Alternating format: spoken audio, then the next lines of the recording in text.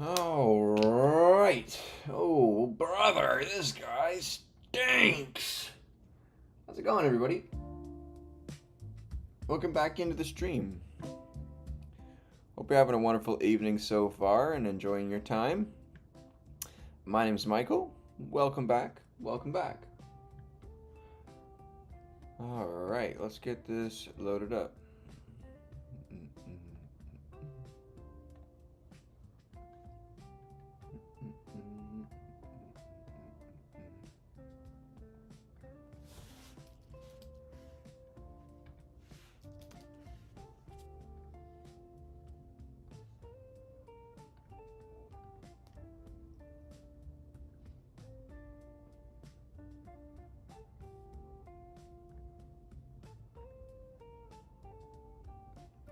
Hey, Mr. Mahan. Welcome back in, dude. What's going on, my friend? Oops. Title is off.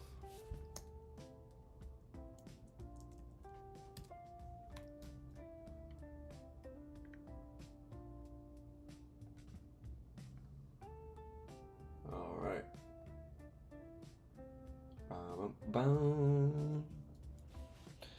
Hello. All right. Thank you guys so much for joining me. Welcome back to the stream. I really hope you guys are having a wonderful day so far. To warm up tonight, let's go ahead and just read a couple of pages in the Python crash course. Not Python crash course, Fluent Python, just to warm up. I haven't been programming or really thinking about programming all day. Really just been hanging out with my lady friend. She just left and went on her way, and so we are back into the programming mindset.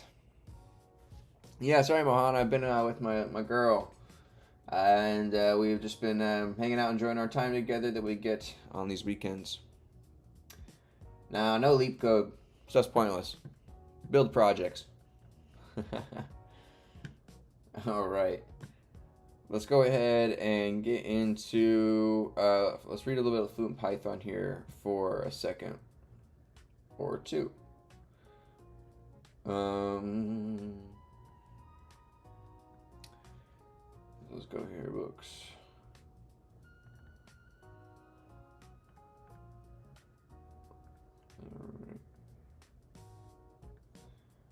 All right. Cool. Let's get back into this.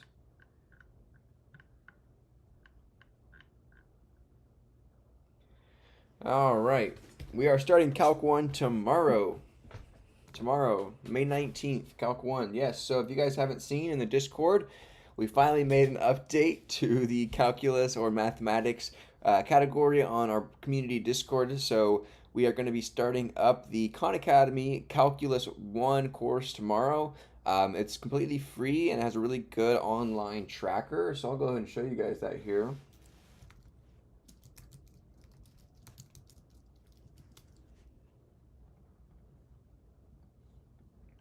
So this is the course we're going to go ahead and start tomorrow. So we got unit 1, so we got limits, intro, estimating and limiting limit values from graphs, one-sided limits, all these kind of things. So really getting into the weeds here. So it's going to be a lot of fun. Overall, we have 8 units, so maybe we'll take this over the course of like 2 units a week or 1 unit a week and see how, at least start off with 1 unit a week and see how far we can go. But yeah, it'll be fun. I'm not sure. I think it's just there's just calculus 1. Let's look. Let's say calculus 1. Math.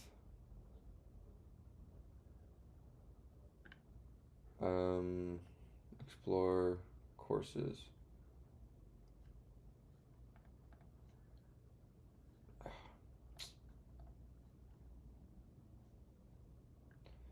Choose one course.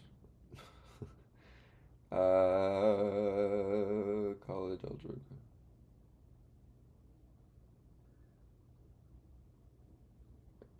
Come on, which one?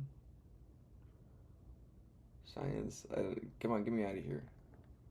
I have to choose something. Get me out of here. Arithmetic. Get ready for AP Calculus? No. College Algebra? No. College Statistics? No. Differential Calculus? College Calculus BC? We'll do that. Continue.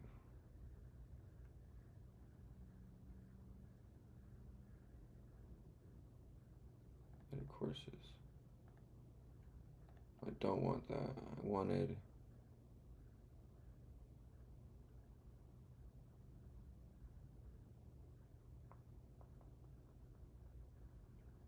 Where are you? Where's Calculus 1?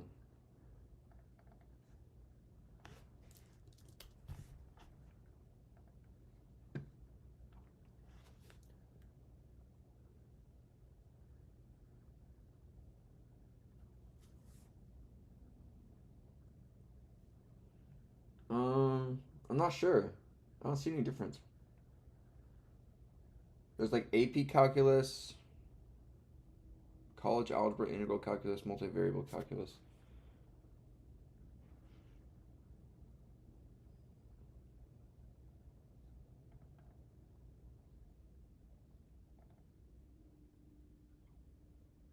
This isn't the one I wanted. I don't want this course. Why did it make me do that? Edit courses.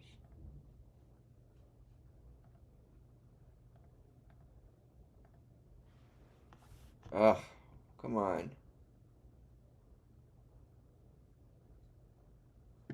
Back.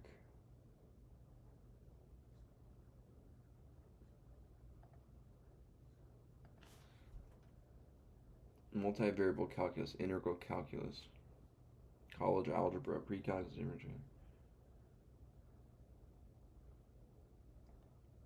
AP / college calculus BC. What is? Let me look at go here.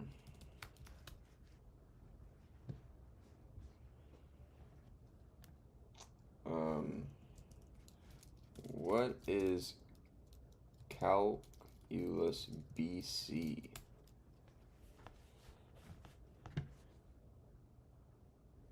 College board. Okay, it's AP calculus, so no, that's not what we wanted.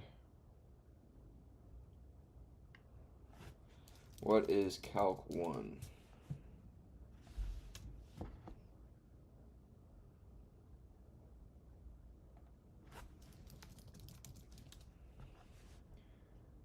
College level Mistranges and integrals. AP. Integral calculus, probably.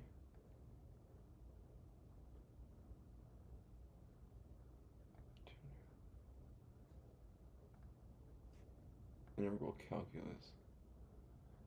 I thought I had Calc 1.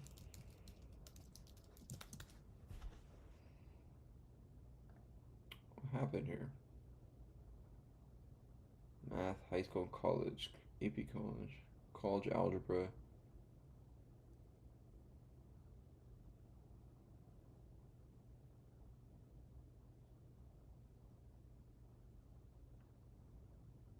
This is really strange.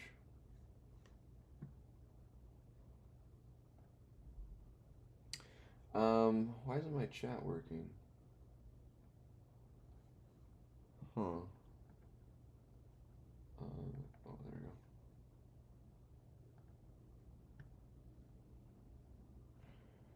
So why can't I go to Khan Academy Calculus 1 here? Mahan says, or BC for more stuff. Mahan says you choose. I'm just going to do this one. This is the course I want to do. Well, why wasn't this one offered? Math. Algebra 2, Statistics and Probability, College Algebra. Pre-calculus, Differential Calculus. Calculus 1. It's right here.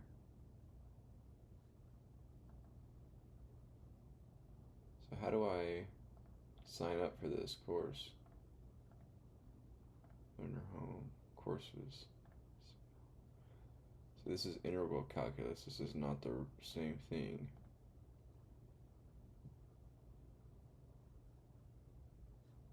Edit courses. See all.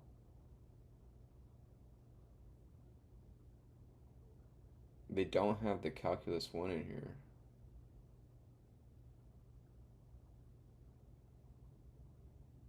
Algebra 2, 1.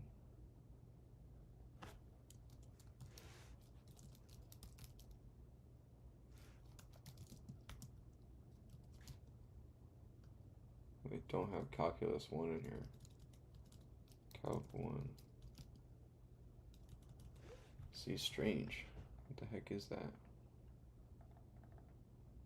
Mahan says the units are like my HS Calc. I assume it's HSIDK. Oh well. It comes after college algebra though. So we go Khan Academy Explorer.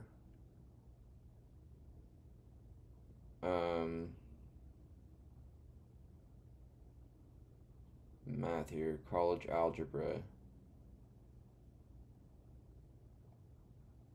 See all math.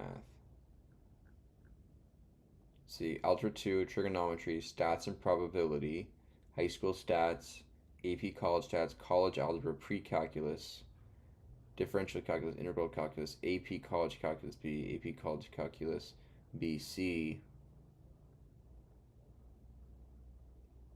and calculus 1. So let's say, what is the difference between the Khan Academy Calc 1 and the AP College Calc 2 cause it has some good topics you need plus a little harder stuff. College Calc BC.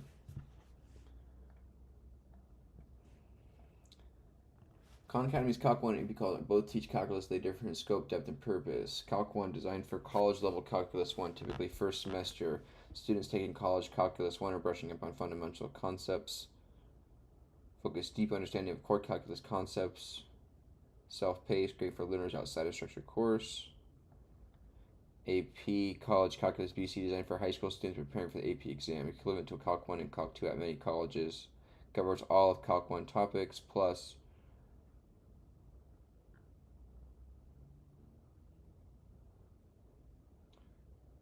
so 1 semester of calculus, 2 semester Calc 1.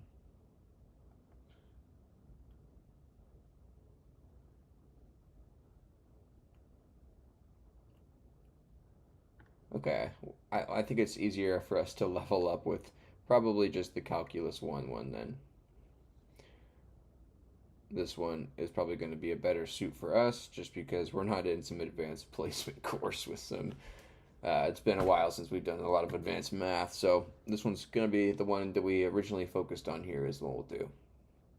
So we'll get started on this math course tomorrow. So if you guys are also interested in refreshing or learning about calculus, and possibly, and also not possibly, but 100% working it into programming with Python, that's what I'm going to be doing. So I'm going to be using Python instead of a TI-84 calculator to do this stuff. So yeah, please join me tomorrow. We're going to kick it off. We'll probably have Mondays be our Math Mondays.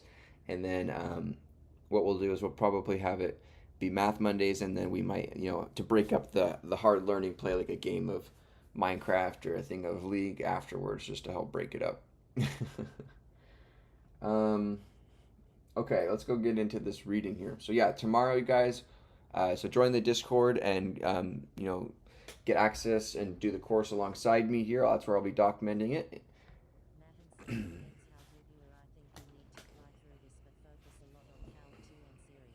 Yeah, we'll have to get there when we get there for sure. All right.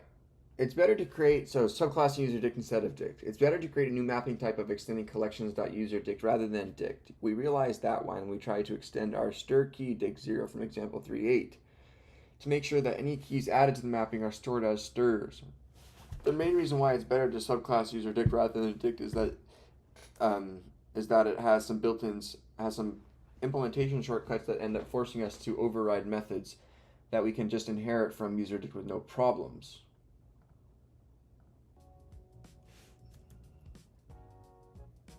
Note that UserDict does not inherit from dict, but uses composition. It has an internal dict instance called data, which holds the actual items. This avoids undesired recursion when coding special methods like setItem and simplifies the coding of the dunder contains.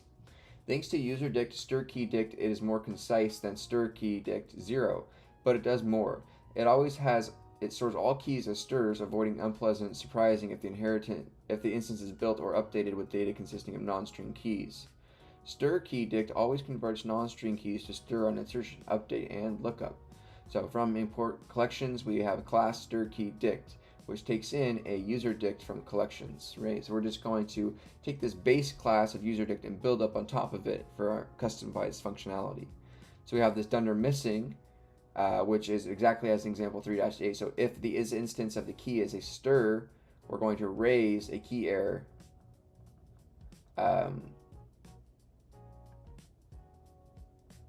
on that key.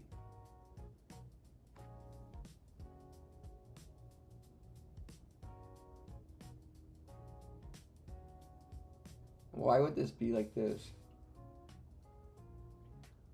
3-8.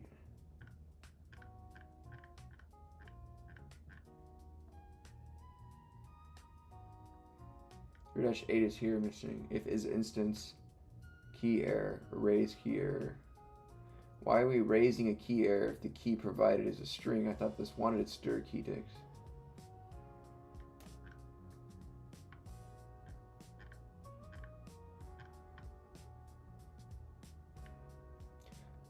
Check whether the key is already stir. If it is and it's missing, raise key error.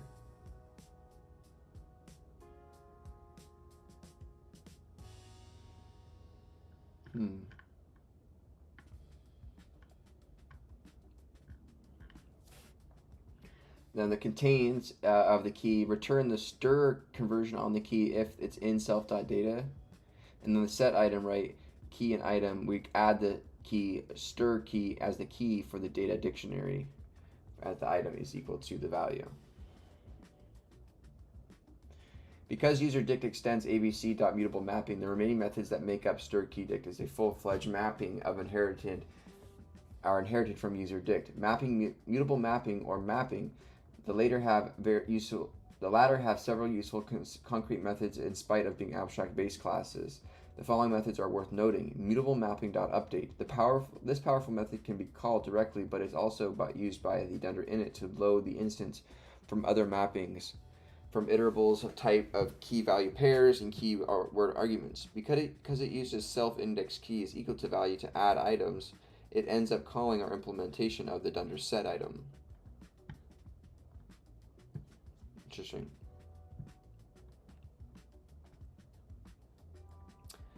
Mapping.get. In stir_key dictionary 0, we had to code our own get to return the same result as the get item. But example 3-9, we inherited the mapping.get, which is implemented directly, exactly like the stir_keys dict 0.get. Gotcha. We know that there are immutable sequence types, but how about an immutable mapping? Well, there isn't really one in the standard library, but a stand-in is available. That's next. Okay, so hey Austin, how's it going, dude? Welcome back in, my friend. Immutable mappings. The mapping types provided by the standard library are all immutable, but you may need to prevent users from changing a mapping by accident. A concrete use case can be found again in the hardware programming library like Pingo mentioned in the dunder missing method on page 91. The board.pins mapping represents the physical GPIO pins on the device, such as it is useful to prevent inadvertent updates to board.pins because the hardware can't be changed via software. So any change in the mappings would make it inconsistent and the physical reality of the device.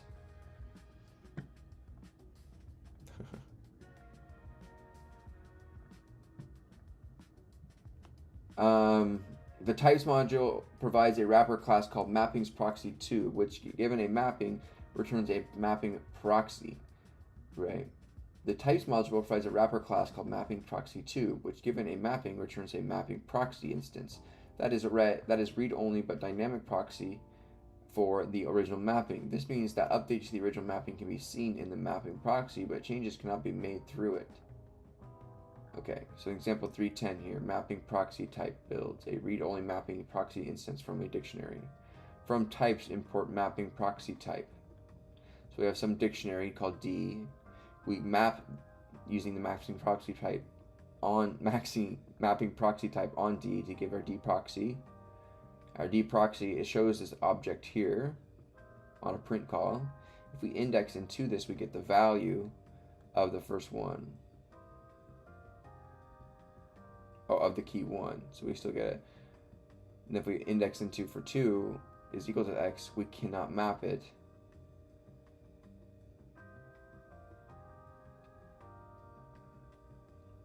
Mapping proxy object cannot support the item assignment. So then when you reassign it to okay, so you can't map the proxy, but you can map the original. Items in D can be seen through the D proxy. Changes cannot be made through D proxy. D proxy is dynamic. Any changes in the dictionary is reflected. Okay, got you. So let's quickly jot down here. That's pretty cool. We'll say mapping types provided by the standard library are all mutable, but you may are all mutable, but the types module provides a wrapper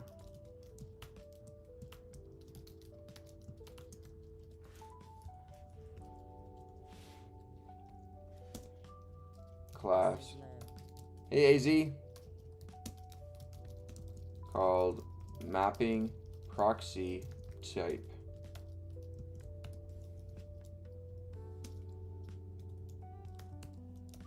As this thumbs up button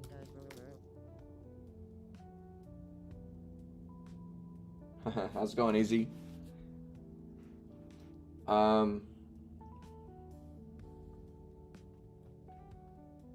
Give a name, which given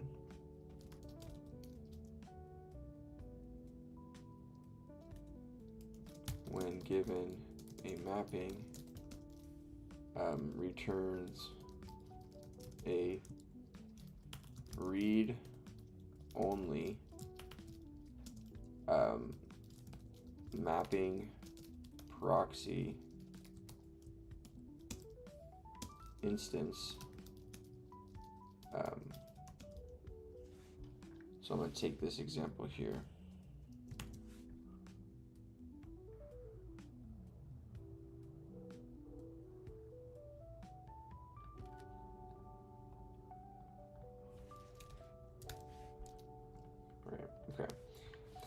Here's how this could be used in practice in a hardware programming scenario. The constructor in a concrete board subclass would fill a private mapping with the pin objects and expose it to clients of the API via a public.pins attribute implemented as a mapping proxy.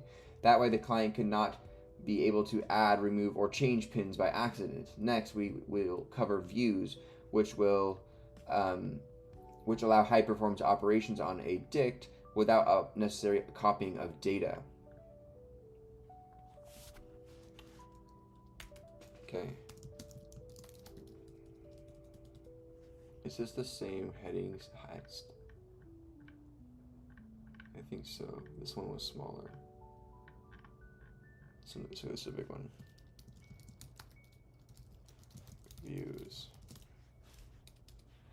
The dict instance method dot keys. Ooh, bro. Keys. Jeez, that was terrible. Hey student, how's it going? I appreciate you for joining me on YouTube. If you guys are new here, make sure to subscribe and please like the stream if you wouldn't mind. My name is Michael. I'm 26. I have a degree in human biology and a minor in chemistry, and I work as a formulation chemist with for a biotech company where I make biological controls and do a lot of kind of advanced calculations for matrix formulations. I have been trying to teach myself programming for 11 months now, a little less than a year. I've been doing things like Harvard CS50P, Python crash course, Fluent Python, DSA in Python, Harvard CS50X to get us some exposure to C and to JavaScript, HTML, CSS. I built a portfolio site in React. I built a front-end site called chromaplot.com, which visualizes chromatography simulations, chemical chromatography, and right now we're building one that does visualizations and simulations for spectroscopy called SpectroSim. So we bought the domain last time and built the actual algorithm for viewing these simulations using Python. And so now we need to actually, what we're doing is we're just doing a little bit of studying here. We've got about 4 more minutes of studying, and then we'll switch gears over to that where we need to parse our data file to get our API receipts. So the dict instance method .keys, values, and items returns instances of classes called dict keys, dict values, and dict items respectively. These dictionary views are read-only projections of the internal data structures used in the dictionary implementation. They avoid the memory overhead of the equivalent Python 2 methods that return list, duplicating data already in the target dict. And they also replace the old methods that returned iterators. Nice, dude. Sweet. Right alongside with me then. 99, baby, huh? It's kind of fun. It's kind of different learning this later in life, huh? It's kind of interesting. I wish I would have learned it as a kid. These dictionary, okay, got you. So example 3-11 shows some basic operations supported by all dictionary views. Example 3.11, the .values method returns a view of the values in a dict. So D equals dict, where we have these these assignments made. We have a values as d.values, and we get all the values on them. So we know these, right? We use these to iterate over the dictionary. So let's go ahead and add these, right? Dot items, dict dot items.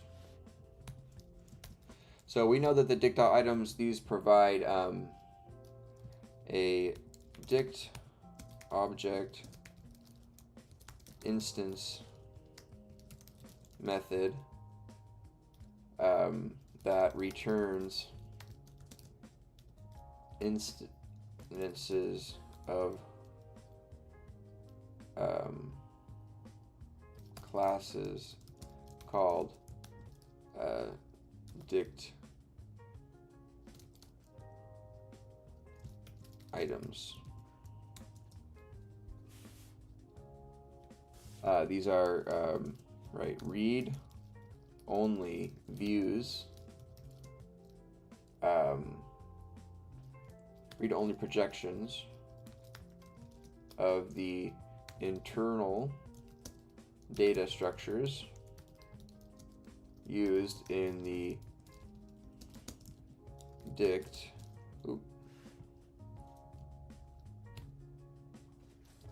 implementation.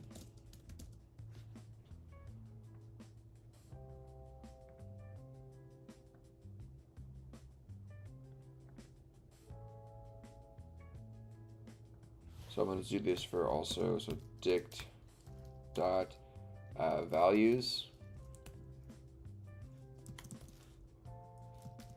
and then we're going to copy this down to dict dot keys, right?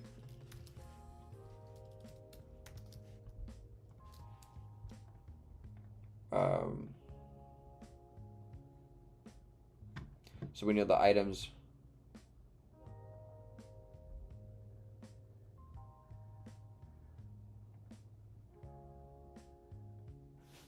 So we'll take this, we'll assign this to like here, read-only projections. And then what we'll do is we'll say a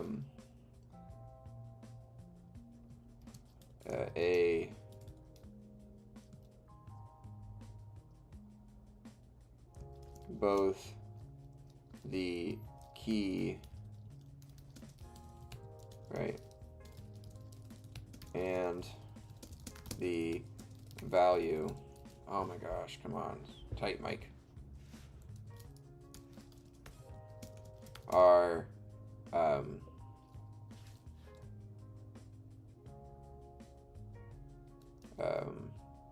returned as viewable. Or returned, right? I'll take this, copy onto here. Just the student says yeah, it's while doing it later in life. I just finished 2 years at local CC transferring now for my major. Just the key are returned, and then like this here, the values are returned. Nice. So here we have a dictionary that's created. We access its values. We get all the values. We get the length of the values, which is 3. It's a value. It's a list of values. Student says thinking I might start uploading it vids more for me, but like after every class, just going over what I learned. Yeah, dude.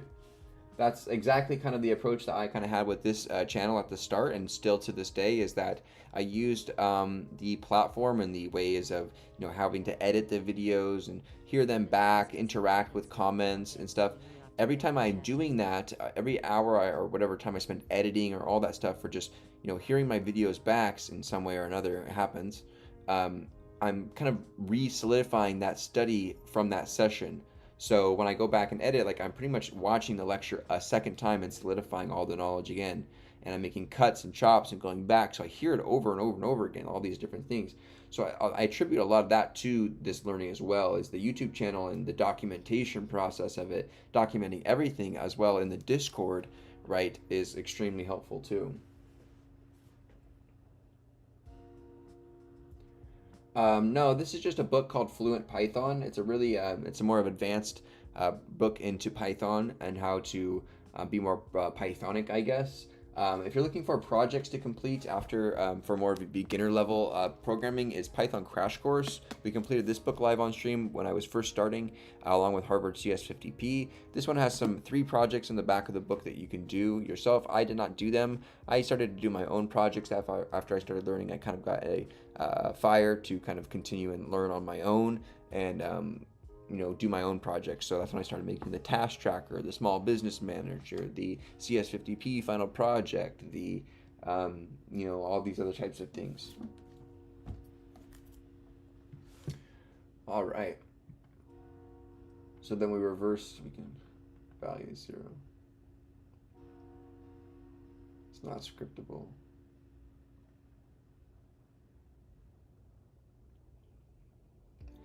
A view object is a dynamic proxy. If the source dict is updated, you can immediately see through the changes through an existing view. So if you update this to add a new value onto the dictionary and then you print the values, you'll have the values there. So we'll say a view object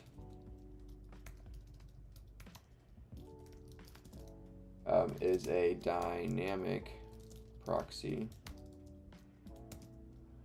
if the source dict is updated.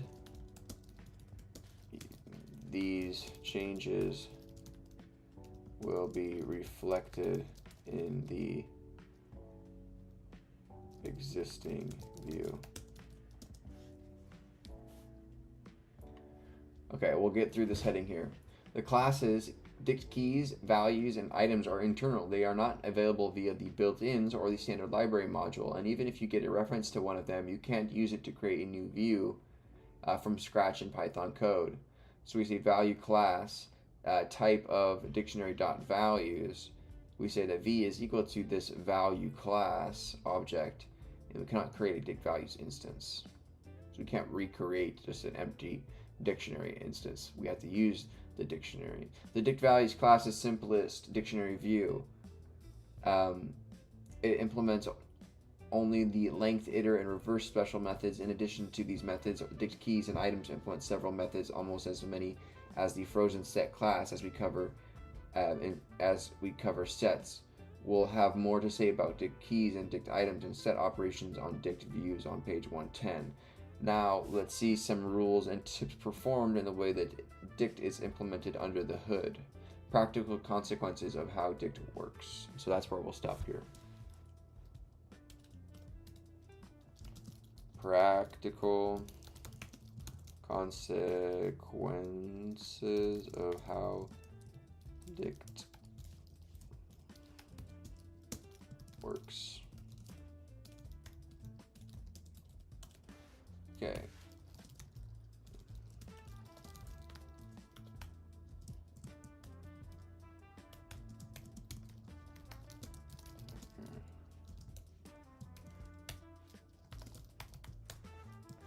All right. You guys can get access to these notes on my GitHub. Feel free. Oh, nice. You did Harvard CS50P. Sweet. Alrighty. Let's take a stab over at our project here.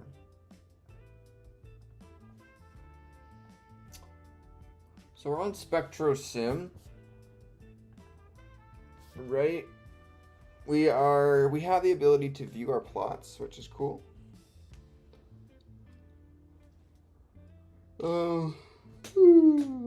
But I want to, right now we're building this file here. So we need to get spectra data out of a JSON. So let's query here. Let's say I am interested, so I am working on my SpectroSim project and have successfully used the pubchem API to get the CID of the compound via the stir name, and using that CID to get the a mass amount of JSON data from the API. Now that I have that JSON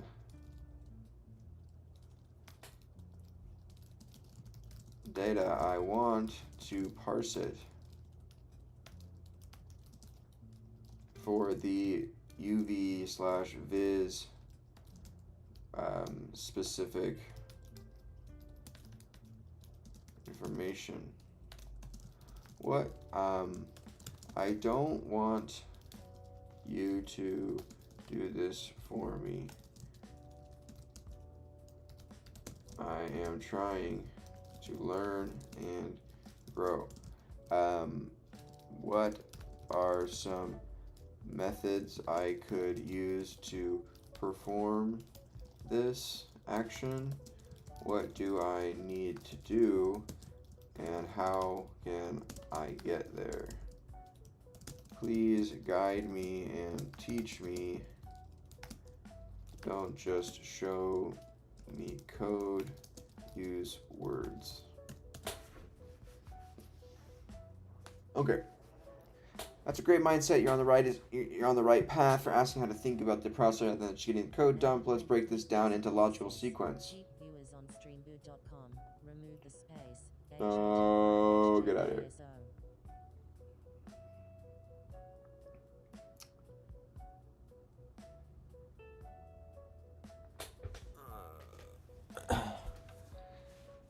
Let's break this down a logical sequence of skills. Before diving into the code, clearly define what you're looking for. For UV-Vis data, you're likely interested in properties such as lambda max, epsilon, spectral values. You'll find where in the JSON this data lives. Understand JSON as a data tree. JSON is a hierarchical tree-like structure of dictionary, key value pairs like Python dicts, like lists of arrays or ordered collections. To parse JSON effectively, you must know how to walk the tree. Keys get you to the next level. Data property table lets you hop or index, or lists let you loop or index. Tip: use dot keys and type in Python while exploring to help you map the structure. Explore and investigate the JSON. Use tools to explore the JSON. Print small parts, print JSON data keys. Okay, so let's try this out. Let's see what we can do here. I'm gonna go grab a little bit of lemonade. I'll be right back, you guys. Stay here with me.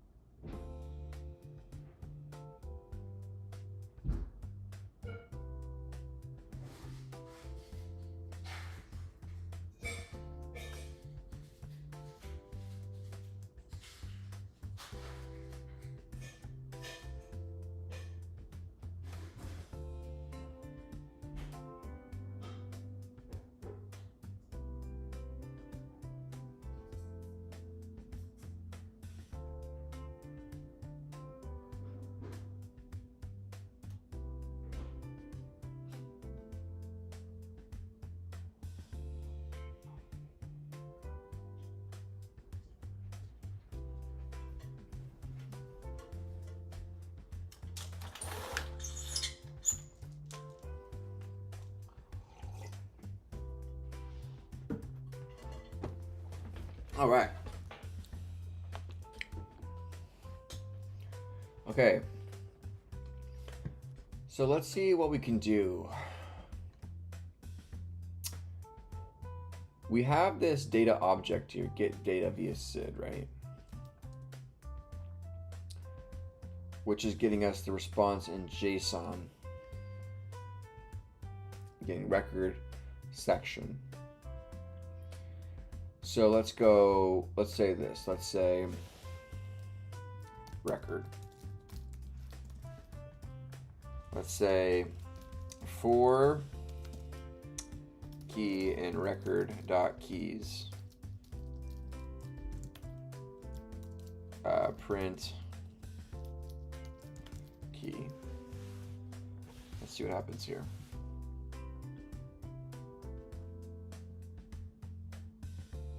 Oh, it's a list.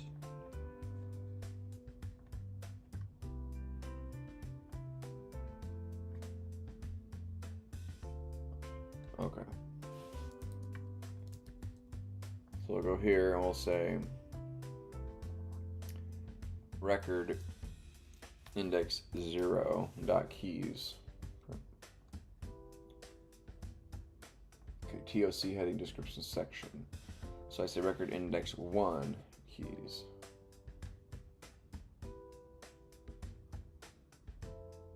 Information display controls.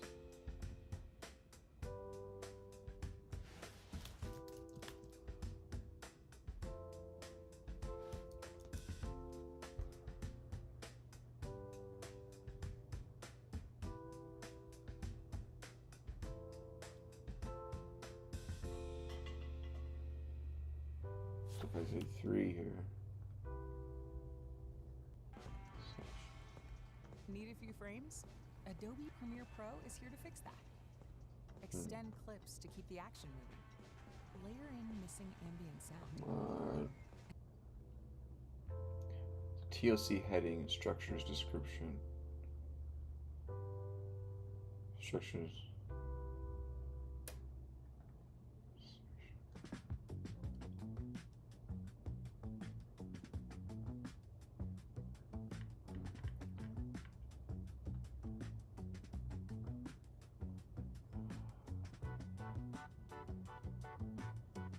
Okay, so we'll say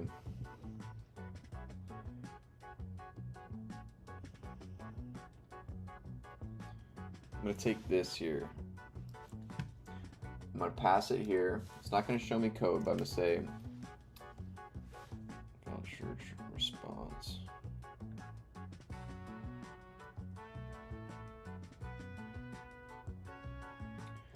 So I say this is the functions to get the JSON.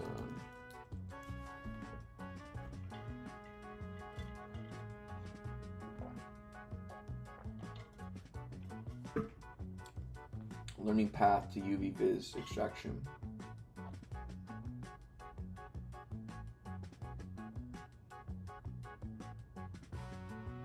Okay, so let's say let's go print the length of record. How many sections do we have? 20.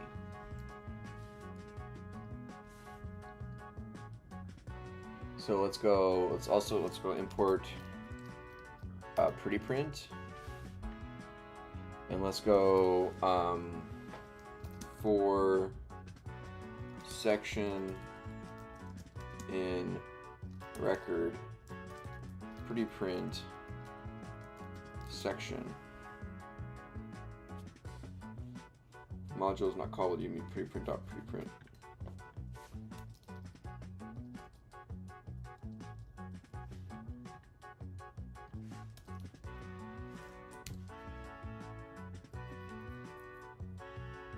Okay.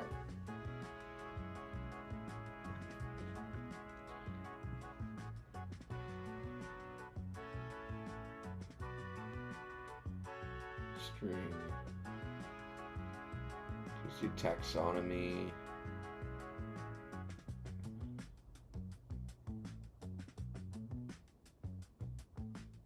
Reference What number. it says is record a list type or dictionary. It's a list type with dictionaries inside of it. Okay, so this is a very... So we want to find a TOC heading of what? What is the TOC heading we're interested in? Not drug-food interactions. ChemID.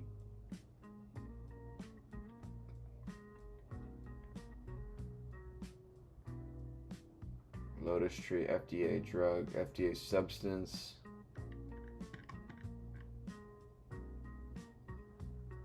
So let's look up UV here. Nothing. Let's say look up lambda. Let's say max.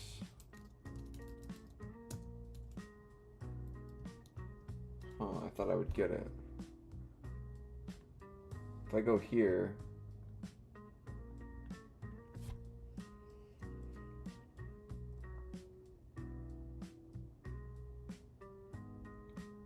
and I look up max, I get 21 max links. Why don't I get none?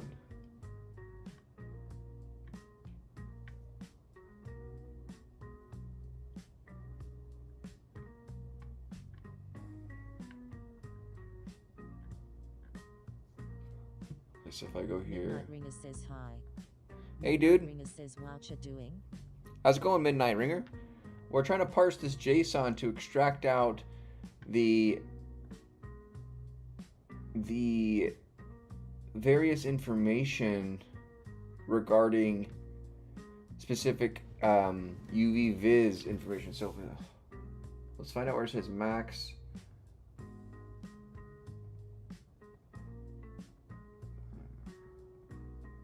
Max absorption ether here. So then we want this value here. Midnight Ringer says using regexes. Madhav says hello. Madhav says how to learn NLP.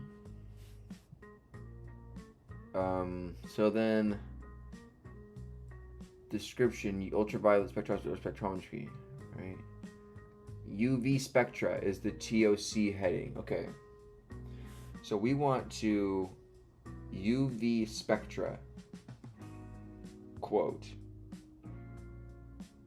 So for section, I want to say if section TOC says you should use regexes. heading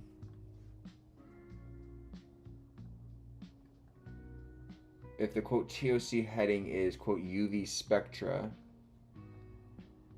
I want to take that section and save it as into my compound data. I want to write that data. So let's go here. If section dot is equal to quote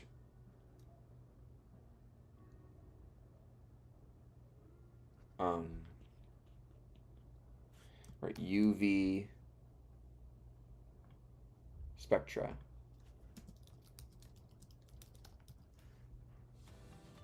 Right, if it's equal to that, what are we gonna do?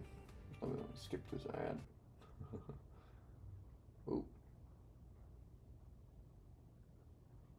we gotta pick a new track here. A little bit of jazz, how about? Sunday night jazz, I like that. So let's go.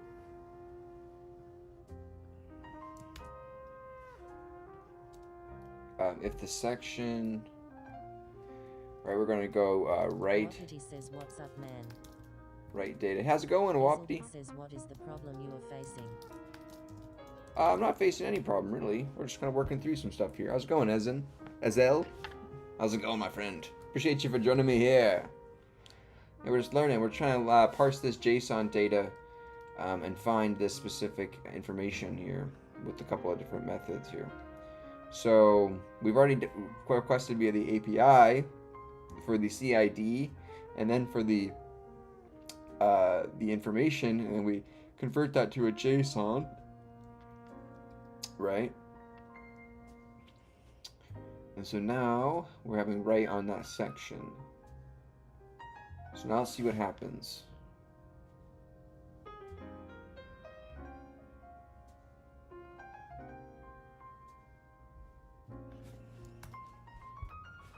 What's happening here? John says, "Are you snake case or camel case gang?" All right.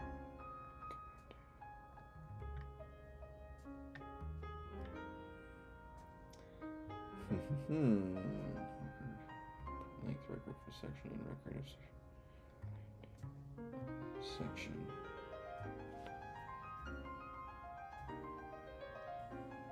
Right, data of that section. 20.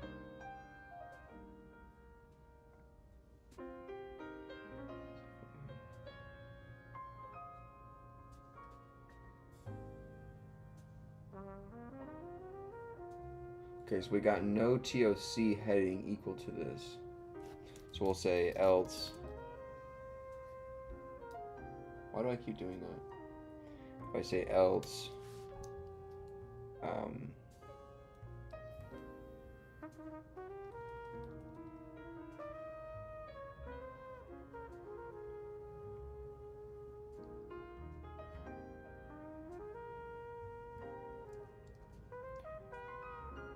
so we'll say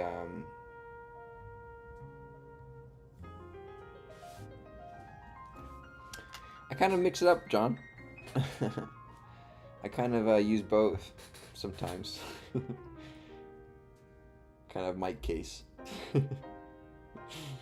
So we'll say I'm gonna say here flag is equal to true. I'll say flag is equal to false. I'll say if, so we'll say flag equals to true here. And at the end of this, we're going to print the flag See what happens. So no, we did not write successfully. So we never found a UV spectra in any record if section equals to TOC heading. So rather than doing this, let's do print section. Yeah, it prints all of our individual sections. So rather than doing this, I'm going to go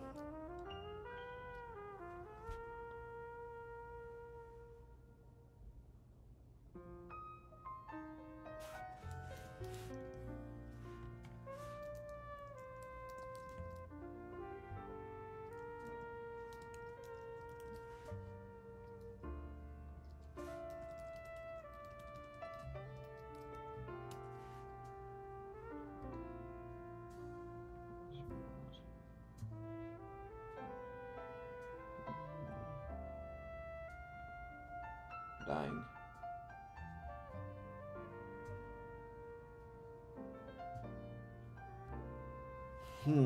So we're not finding this CID.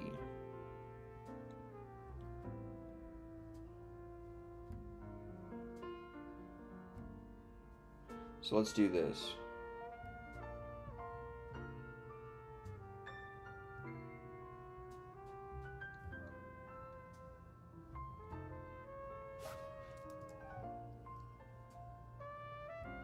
Midnight Ringer says, sorry, can't see behind chat.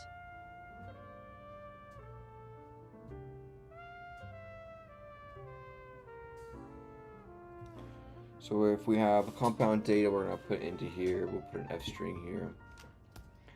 We'll put in indicator. We'll pass in an indicator, which would be a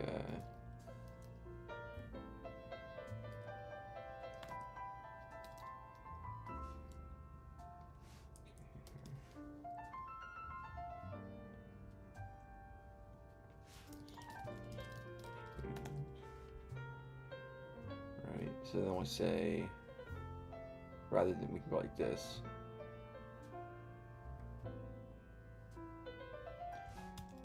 So we say, so for section, let's go ahead and call write data on that section and give an indicator of, let's say, for I and section in enumerate. Right, we're going to say section and give it this.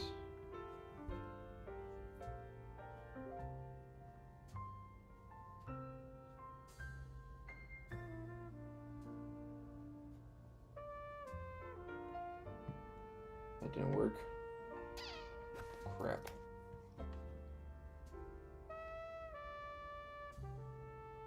List object enumerate.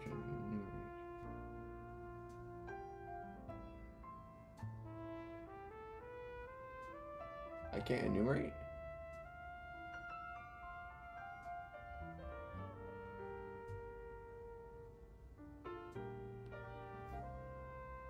What?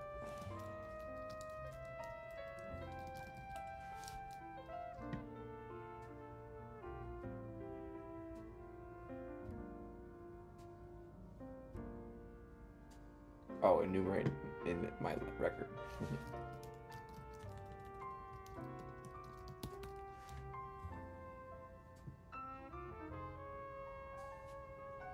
So now we get this. Now we can see these. Okay, so this one, no. This one, chemical safety. Properties, spectral information. Spectral information.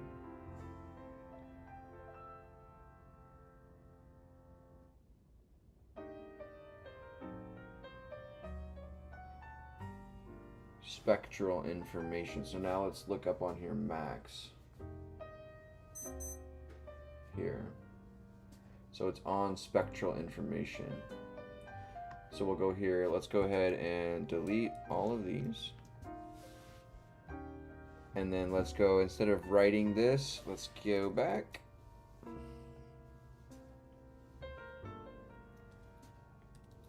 here in record.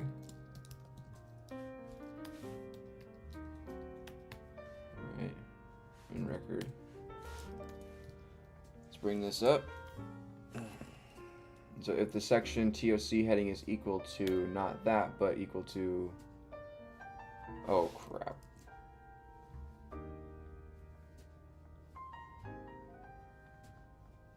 Spectral information.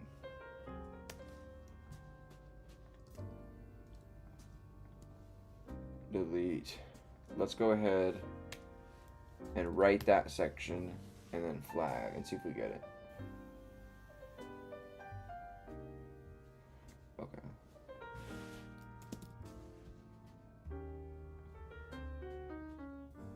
Okay, we got it. Okay, so we got the spectral information here. Nice.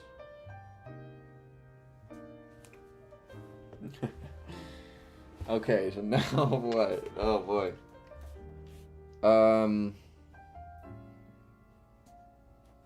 Now let's see here.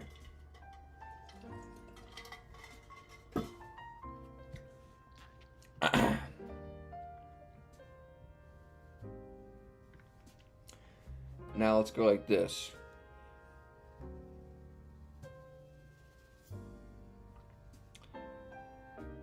Let's just say, rather than doing this, say found is equal to section.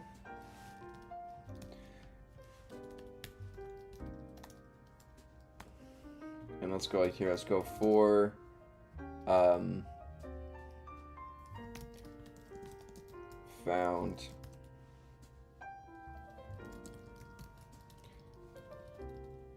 Let's go write data section I here. We're gonna go found. Well, is section a? So this is a. When does this end?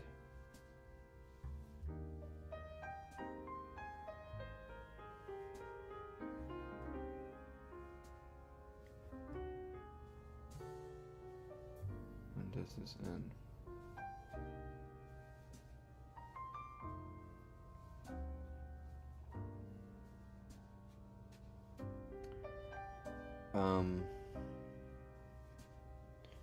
So then we have, what does this, is this all just one dictionary then?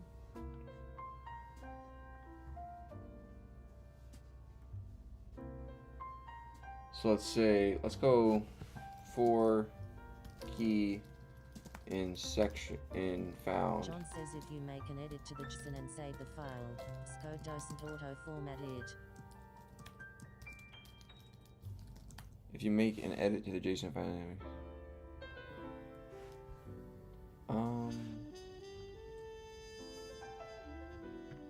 there you go.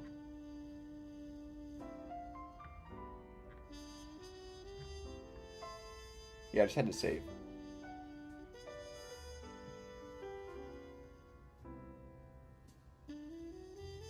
So let's say print key.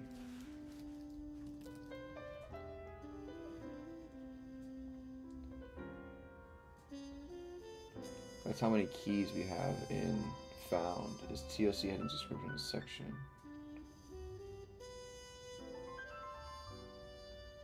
This is what we found. Spectral information. These are the only keys, and then we have a list of this section. So I want to go into TOC heading section. So in found, so for section in found section,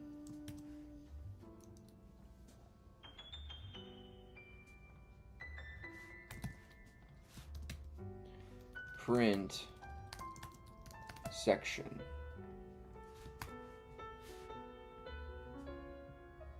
There we go.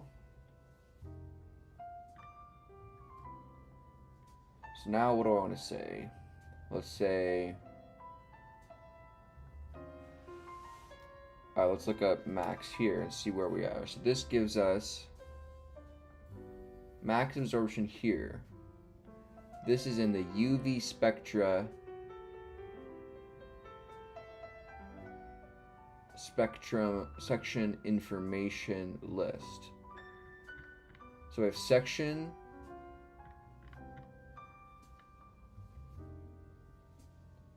okay, so you have section information.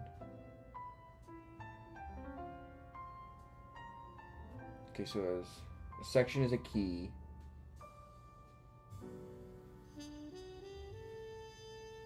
A list of dictionaries of another section.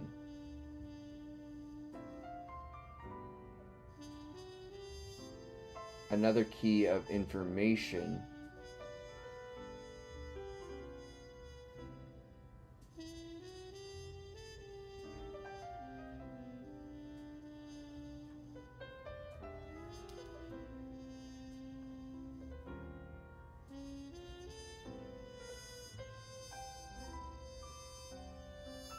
Value. Huh.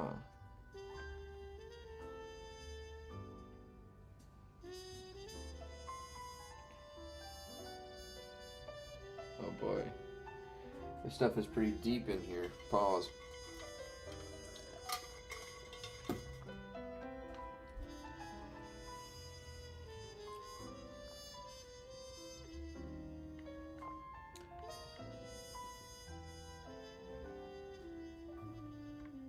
Okay, so then I don't even know. This stuff is all crazy. So we want to find UV spectra TOC heading within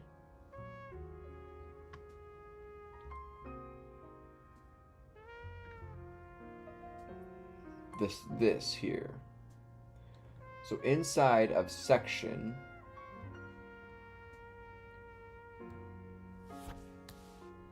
so if I print found here,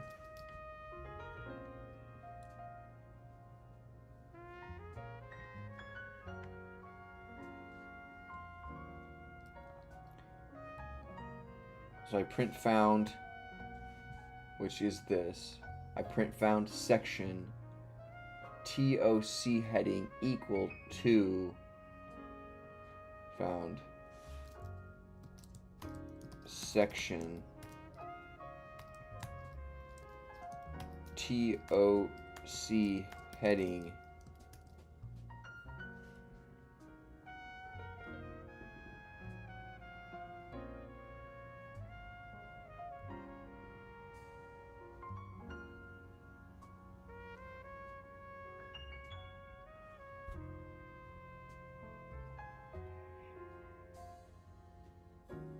so inside section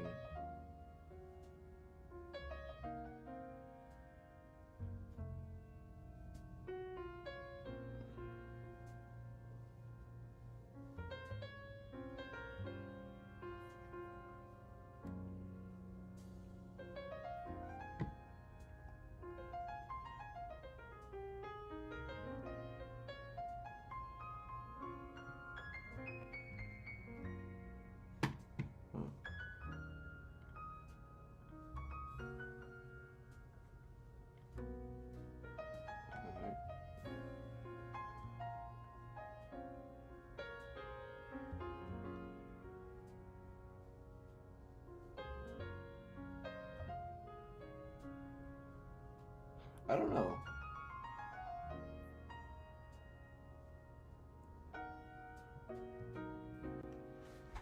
Okay. So section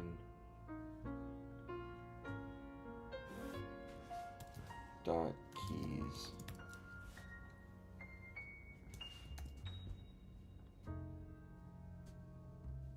list object. Okay, so we'll say, what if we print the length of section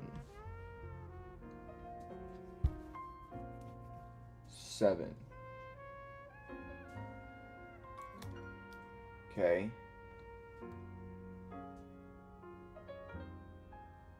So section 7.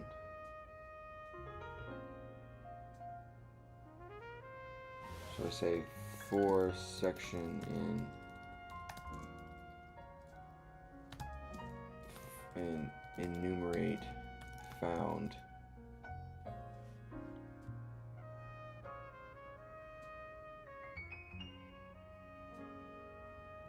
index section write data of the section with I.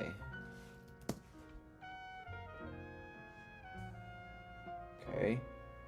Now these are the 7. So we got MD spectral data and TD spectral data, mass spectrometry data, UV spectrum here.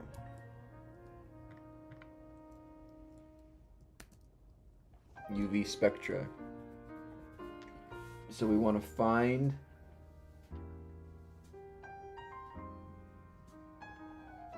so we want to go back and say for every section in this, in the found section, we want to find one that has a TOC header key equal to this. So if section TOC heading equal to, quote, UV spectra, right, we're going to say this is now our found is equal to this section, and let's write data on found. Let's see what happens here.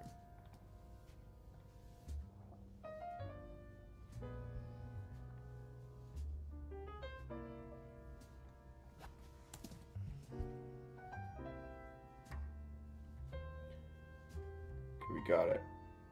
There it is. All right. Not too bad.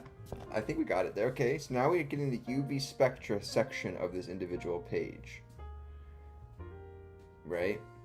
So between this, and this, we're getting down to this file here where we have UV spectra and we have this. Okay, so out of this now, what do we want? So this is just get spectra data. So that's what I'm going to have this be. Breakout loop once you found it. Yeah, so we won't want to continue. We want to break once we've found it. Exactly. So let's go here and let's get spectral data of this JSON. Of this record, this data, right? So we're going to pass in the data here, which is this object here. So we can abstract this, right? This doesn't do anything. So we're going to say here, we're going to take this section,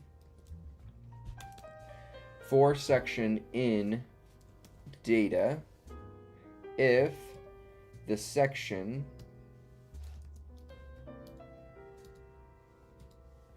right, TOC heading equals to spectral information, found is this section. We don't need a flag here.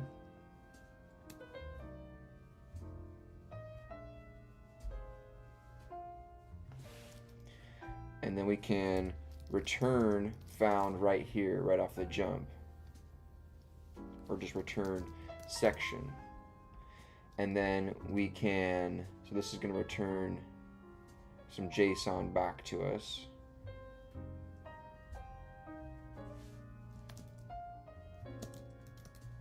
I think. And if we don't find that, we're going to return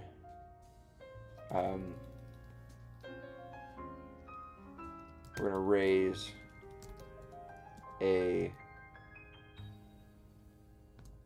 value error saying TOC heading equal to spectral information.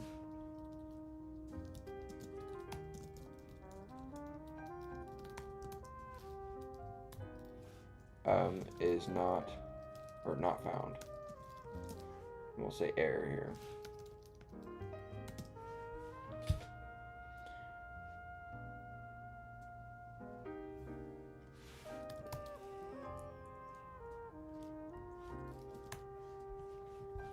Okay.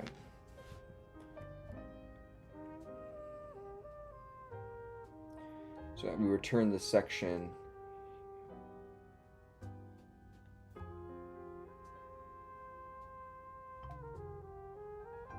So this is get spectral information.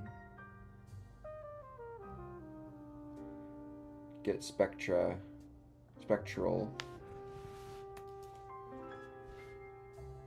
information. Right, then we're going to have def get UV spectra information via a data object that is a JSON. Return a JSON. Okay. So then we can say this for section and enumerate data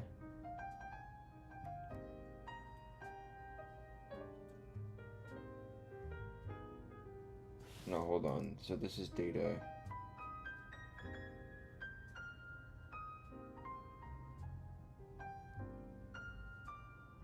This is found section.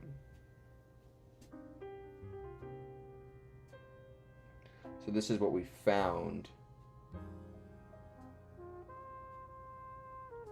right?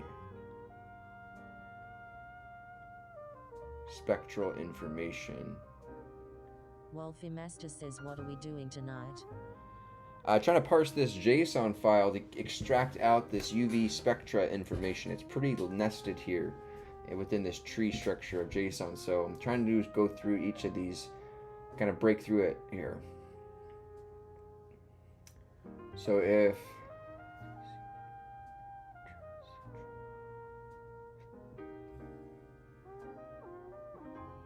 so this gives us data via spectral information. So then if we say in data on section,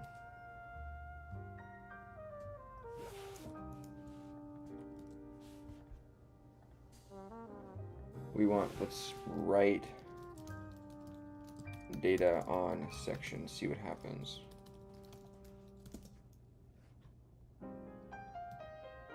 And let's delete this and see if we get it. Okay, so now let's call, right, let's call get CID of aspirin, right? We're going to say this is equal to CID. We're going to say data is equal to get data via CID, given the CID is equal to CID. Eselden says, JSON dumps might help make it more readable in terminal.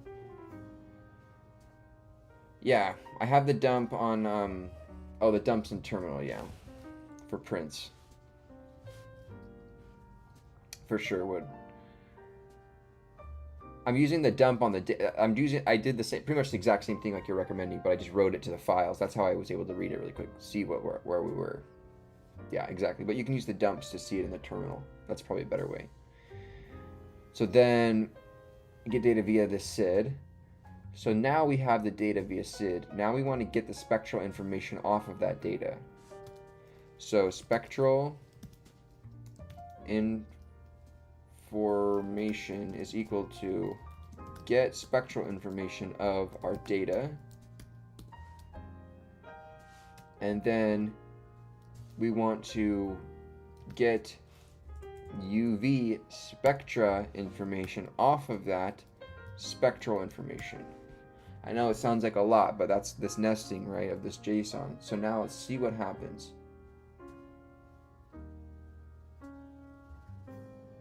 Yes! All right. We are getting the UV spectra out of this. So now let's see what happens if we go ahead and change this string to be like, let's go to pubchem.com.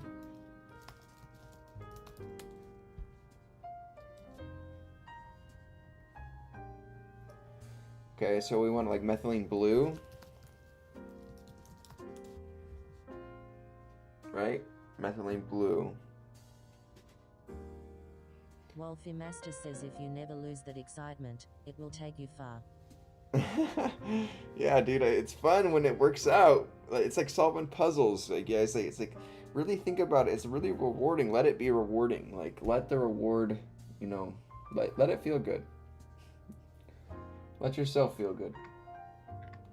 Okay, so let's take methylene blue now, and let's see if we get this. Methylene blue, rather.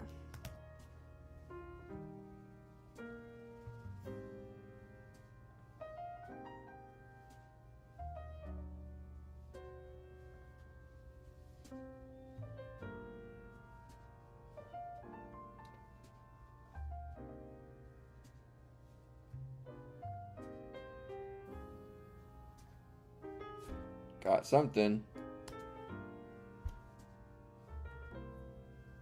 Okay. Wolfie Master says after 20 years I still have that same reaction. Nice. Yeah, that's awesome, dude. Okay, so here we have the UV spectra information of methylene blue. So the UV-Vis spectra here.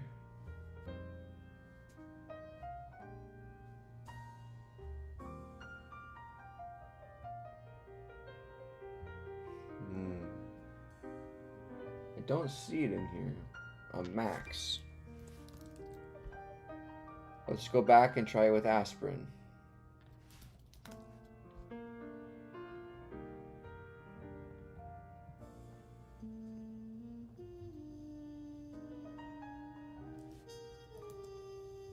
So this does have a max absorption.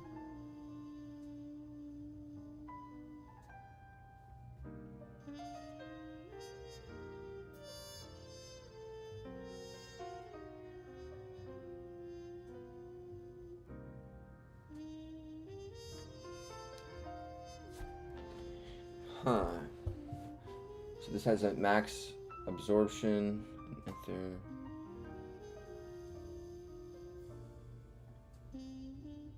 Interesting.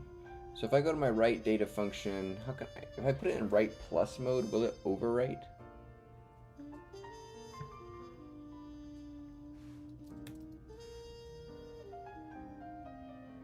And if I type in, what if I do methylene blue, all caps?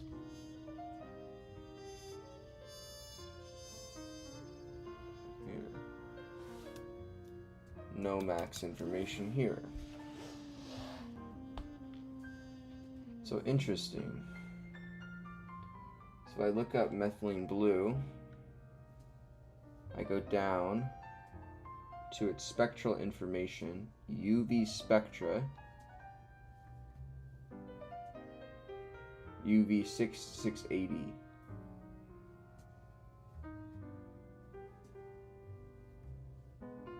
So where is it saying that here?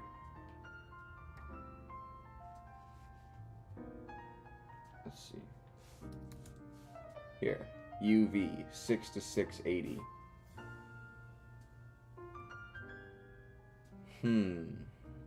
So not all of these are formatted the same, which makes it kind of difficult.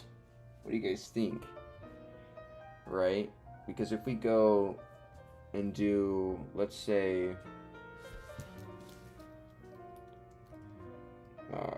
acetaminophen. How do you spell that? I'm not even try. I will say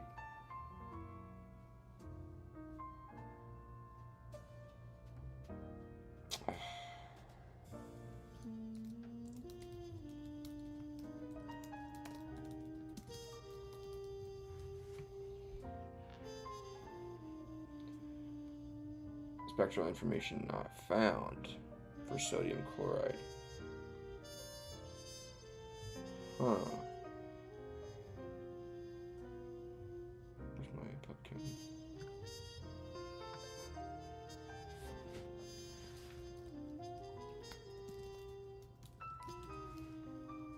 Sodium chloride.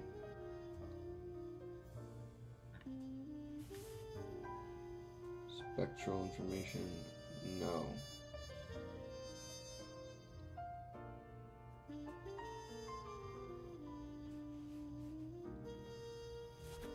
Huh. Okay.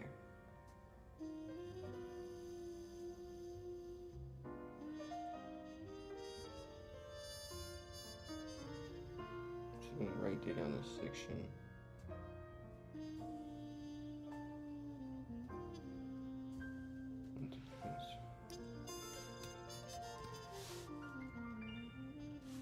Going to section here. UV spectra.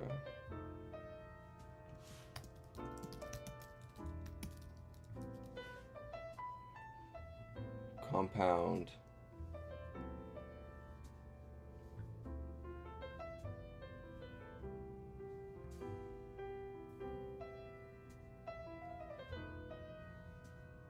Okay, so then that's interesting. So let's ask here.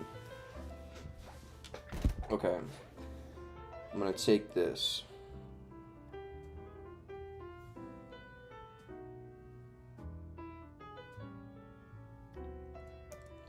Right, that's what we wrote today.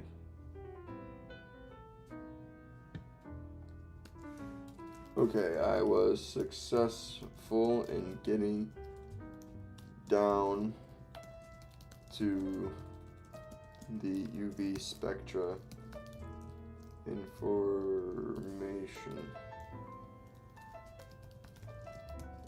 section.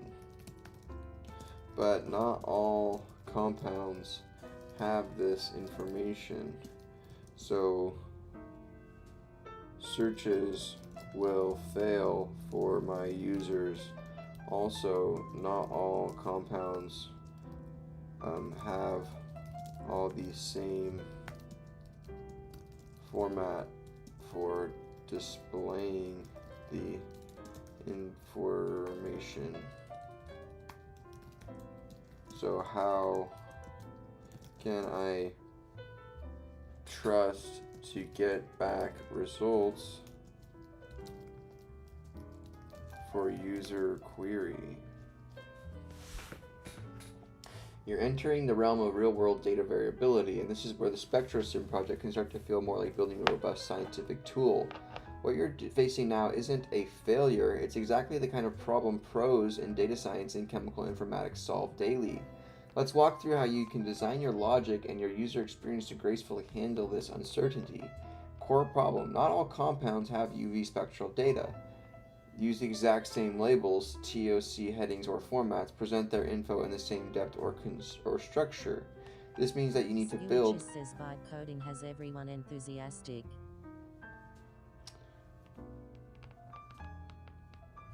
This means you need to build flexible logic that serves deeply and tolerantly, fallback behavior when data is absent, user feedback that affords without confusion. Your strategies include recursive search function.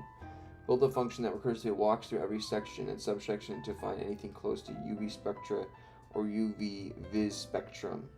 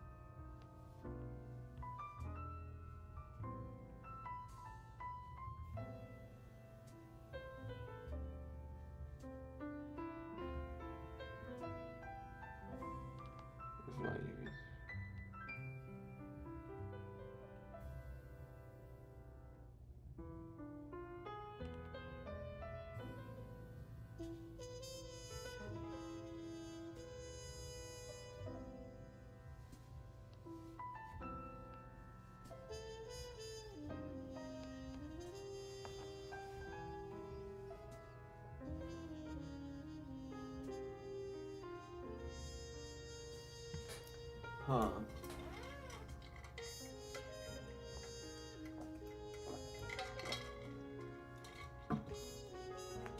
Interesting. What do you guys think? So if not every compound from PubChem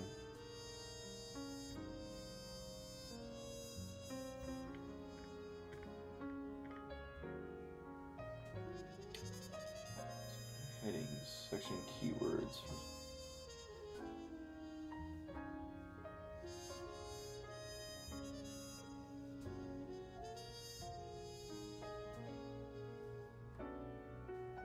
Keywords.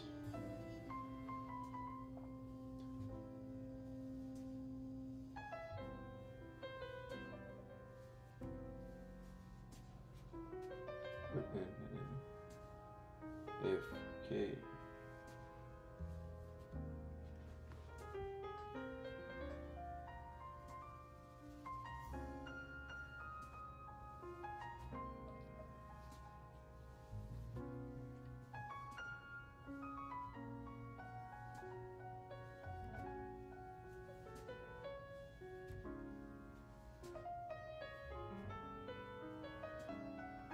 So let's try this.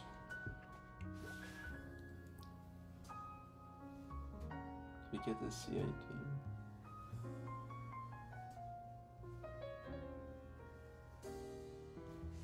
So let's try this. So I instead say def find section. Ezelden says, are you doing this to learn or to solve a problem? A little bit of both. Oh, no, I'm not solving a problem, but I guess I'm solving a problem by creating my own problem, right? By creating a project to do. Find section by heading. And then we're going to say this is going to be the sections. And this is going to be the keywords. Right? And so we can say for section in sections, if section index, no. We want to say like, we want to, let's get the heading of this section. So heading is equal to section, what was it before? TOC heading dot get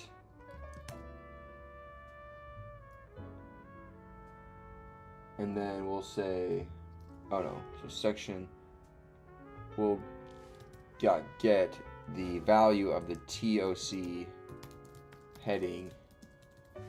If we don't have one, let's return a default empty string. But we want to get the, we want to force all these to lower for consistency. Okay. Then we say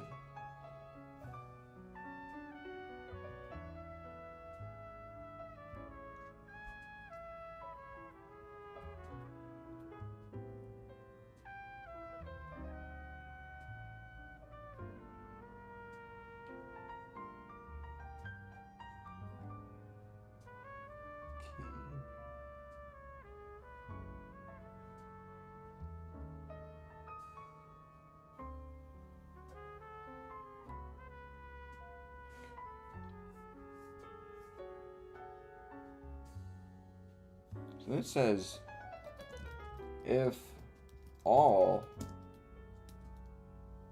key in heading for key in keywords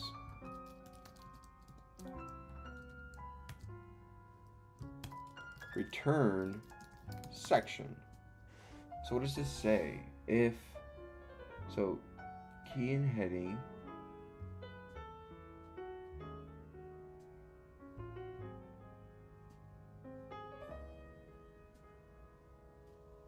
for every key in keywords yield the key in heading. If all of those are there, return that section, saying we found that section. Okay. So you're creating a generator, generating all the keys that are in heading and in the keyword. If all of them are there, return that section.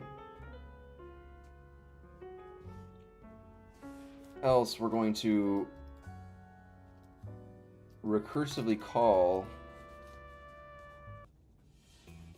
Oh. Hey everyone, this is Tatiana Manning. Oh no. Okay.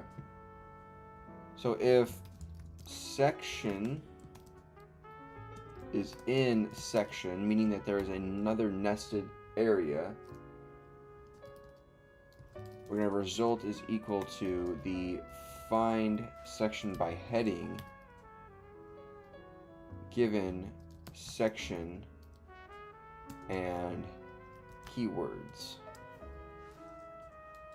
And then we're going to, if you have a result at this point in time, you're going to return the result. And then at the end of this, if you don't get any return, you return none here.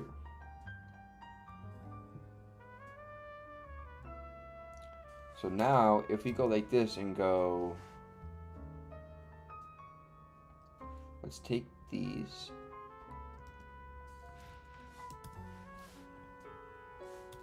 and go find data by heading.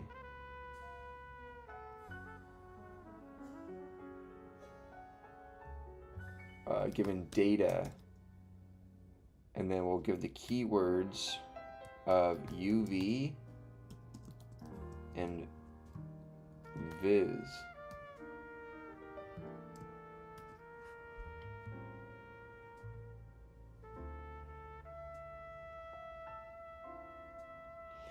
Now we can go, this is response,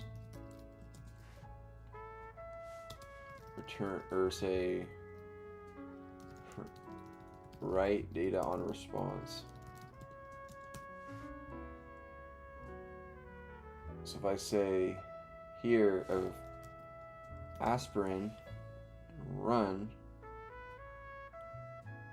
such your object has no attribute get.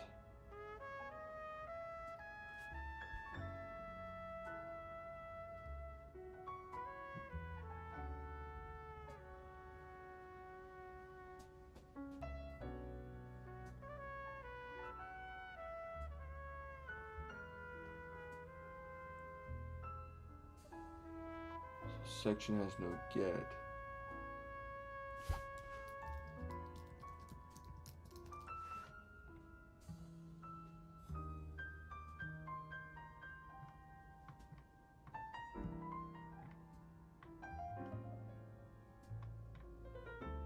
So section a list.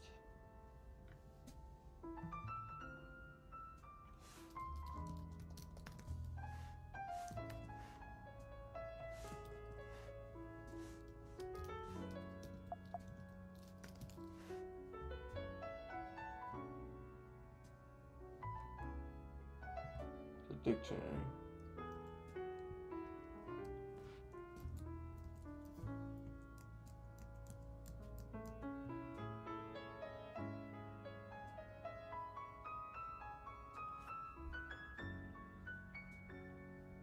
There's no attribute get.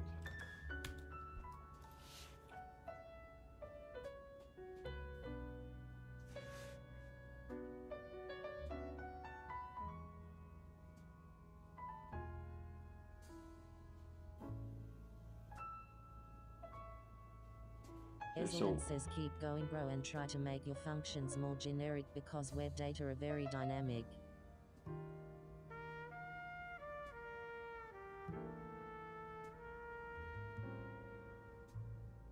Generic? I mean, this is pretty generic.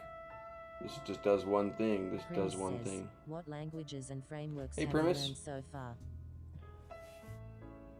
Right, this is a pretty generic function. It just recursively calls itself and goes deeper in the section. So then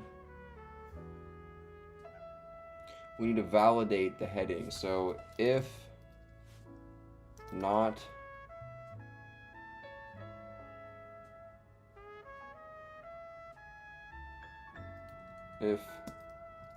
is instance a heading dict, then we're going to go ahead and do this. If it is not,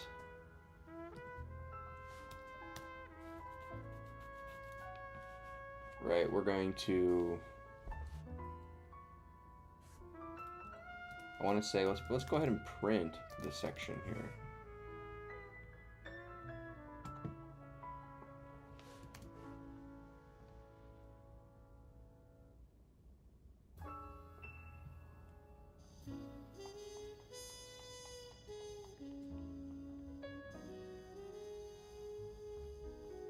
Oh, section.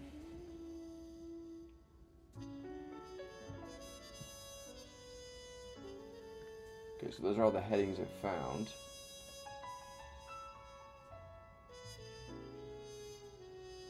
It's returning the section. So now that I write null, so I got none. It hit with this. So it didn't find any UV-Vis. What if I say UV? Or what was UV spectra is the TOC heading.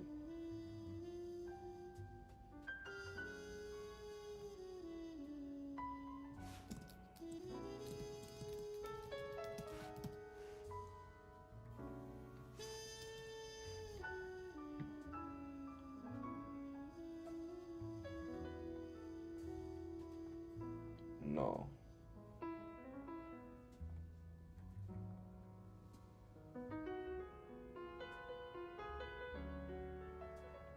No.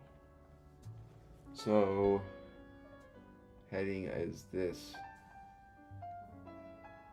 If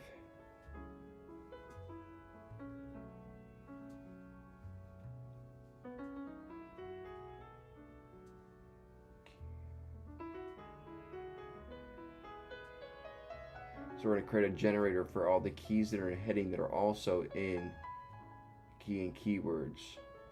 So UV spectra, if that is a key in here,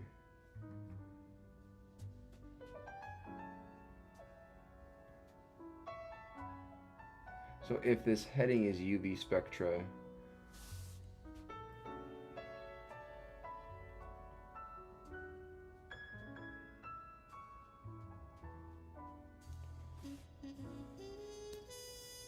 so if heading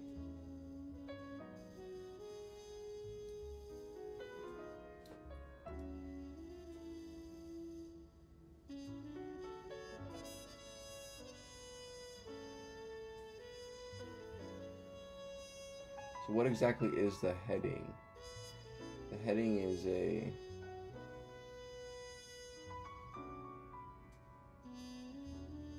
so this is going to return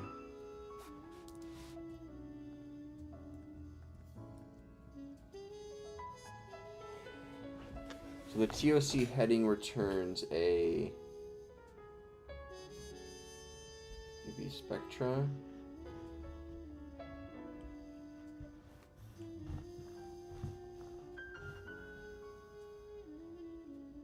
If the heading is equal to the keyword,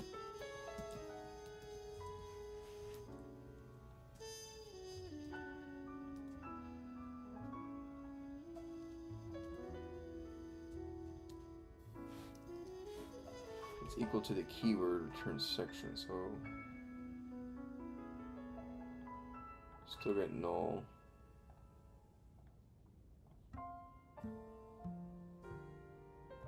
Null. So if heading is equal to this heading, right? If the heading, if keyword is in heading,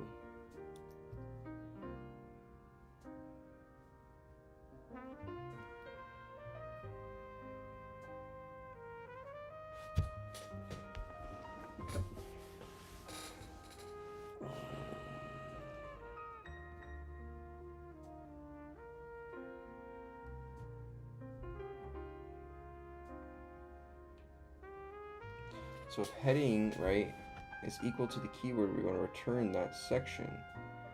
Otherwise, if section is in the section, we want to say,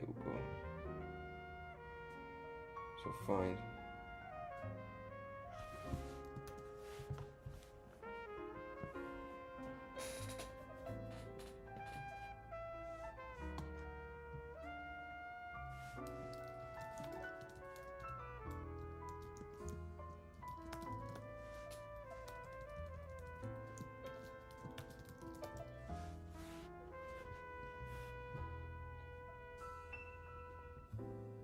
taxonomy for recalling spectral information. So if heading equals to spectral information,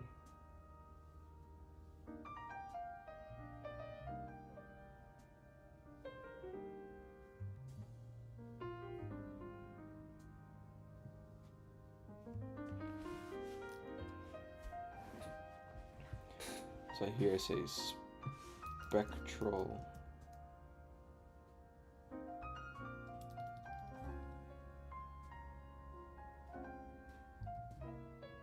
if heading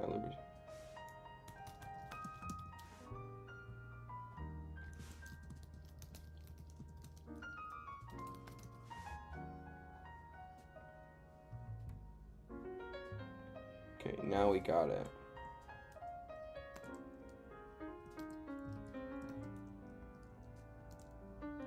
Okay, we got the spectral information. Now if there's a section in here,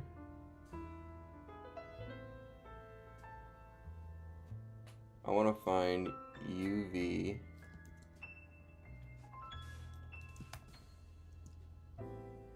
spectra. So if I say UV spectra,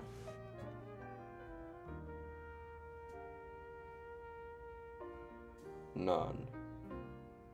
Why? So this goes into this section then, calls this, and if it's results, return result.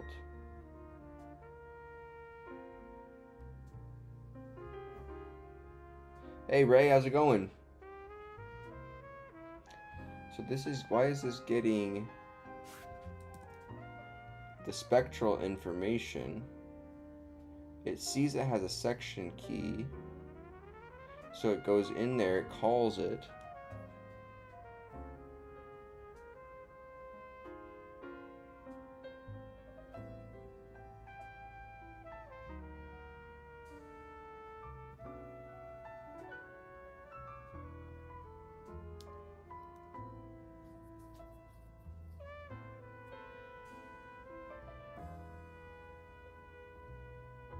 so then it says,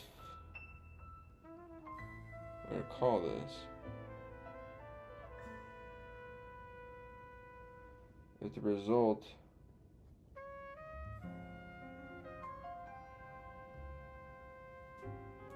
so it works if I give spectra here. I get the spectra information.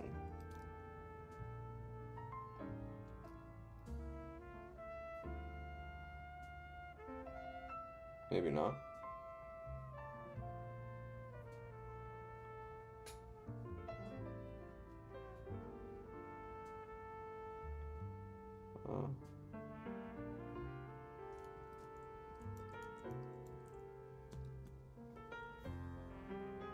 Spectra information.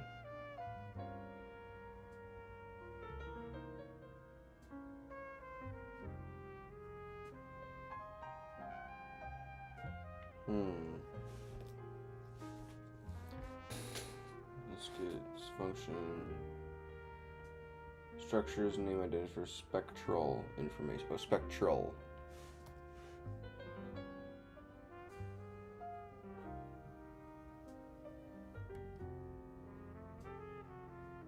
Spectral information is the last one.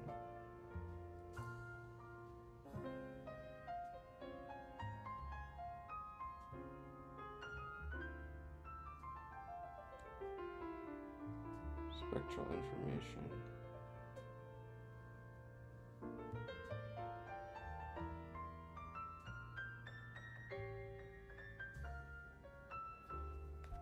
So it's returning the section right then and there, not doing this, because there is further.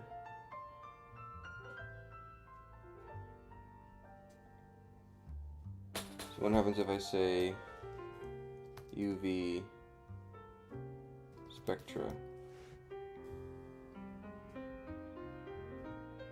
No. Classification, taxonomy, biology, with international.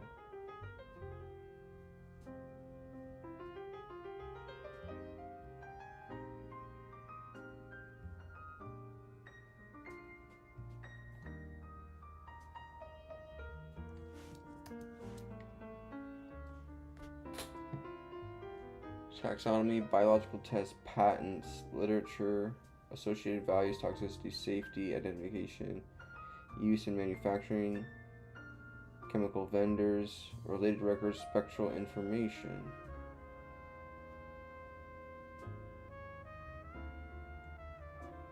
Oh. So we need to find that one. So if I say keywords are spectral information,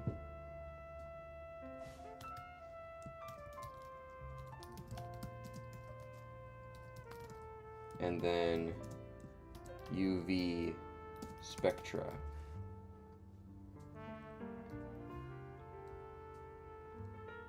Now I here want to say if all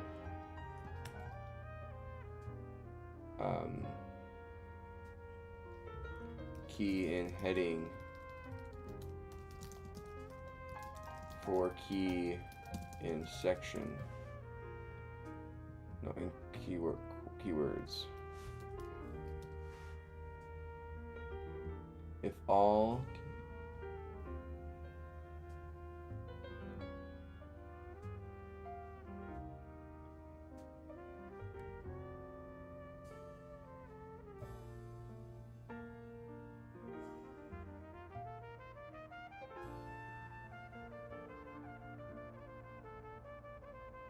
so I'll say here, what if I say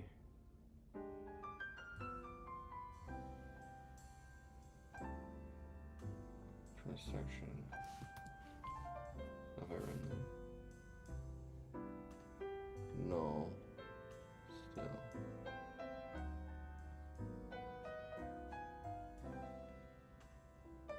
No.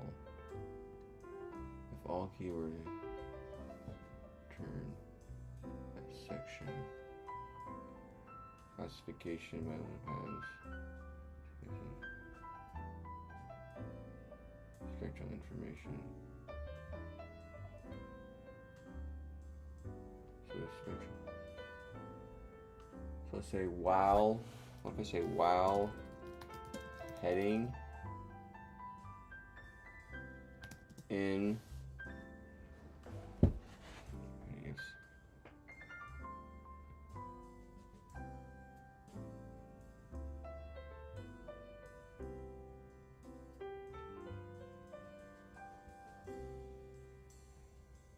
while heading does not equal to while heading in keywords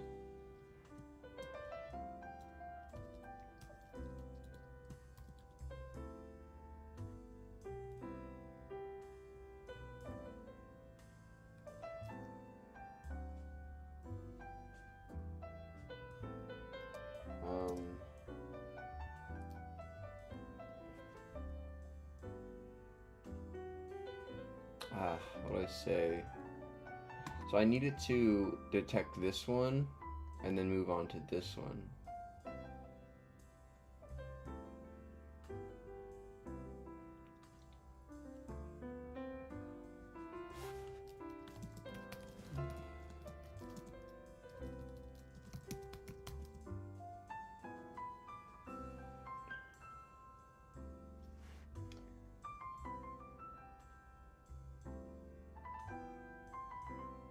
I need to recurse on finding a spectral information keyword, and then deeper on that recursion for UV spectra.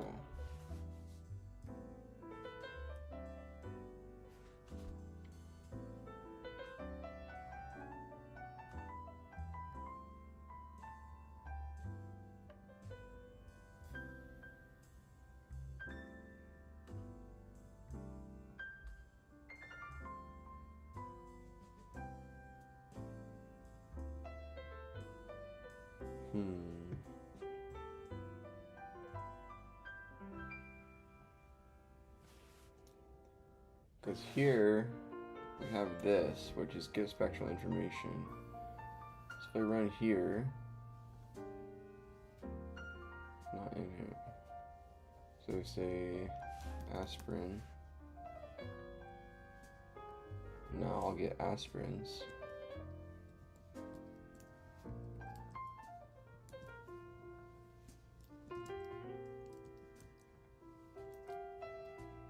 So then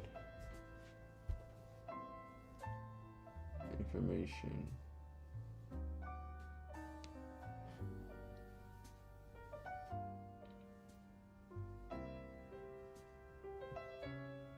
Max absorption is 251 ether.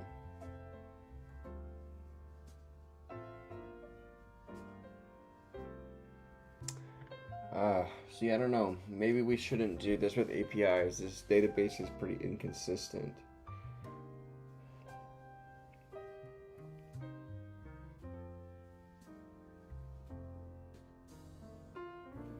So I want to see like an information value. So here's another value, right? And here's another value. So within UV max, you have an information section. Or within UV spectra, you have an information section. And then within here, you have values. I want to get the value and get all of the values out of there, right? So let's at least do that. So we have UV spectra. We then go to the information section.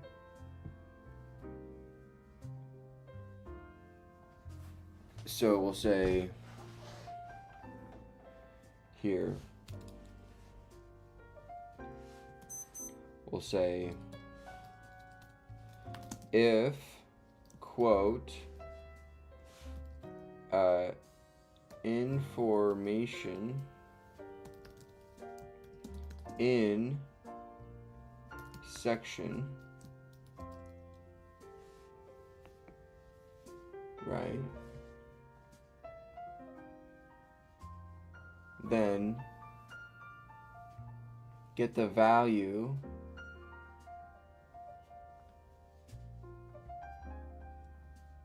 then right, information is equal to section dot get information,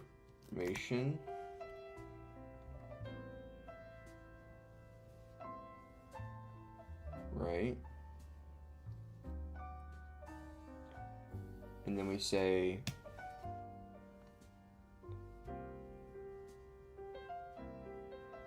if there's a value, so we'll say it'll go like here. So we'll have values are equal to an empty array here. We'll say because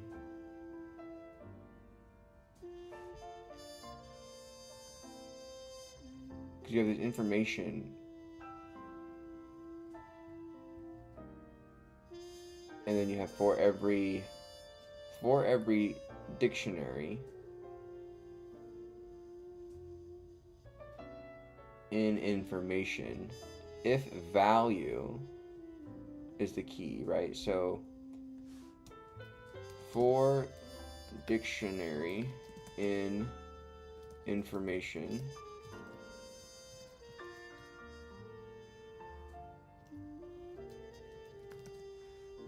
so information is a list if quote value in dictionary, then what do we want to do? If the value is in the dictionary, we want to get value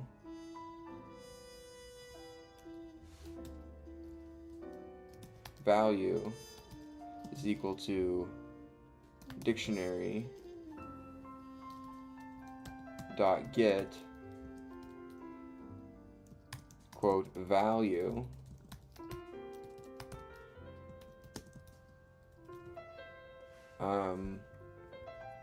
and then we're going to do values dot append the value that we just got, right? So now we're going to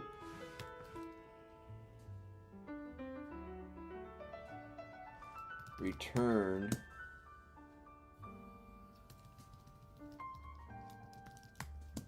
values, right? If the information section is not in there, we're just going to return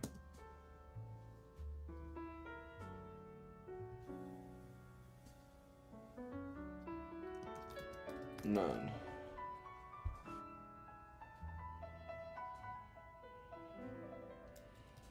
Okay, so now we get spectra information, which of this is going to return a list of values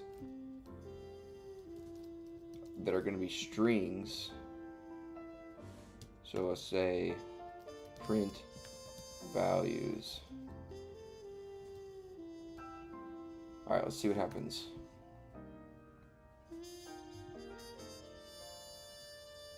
Yes! Okay, so we got the values, which are strings. Okay. So these are in JSON objects.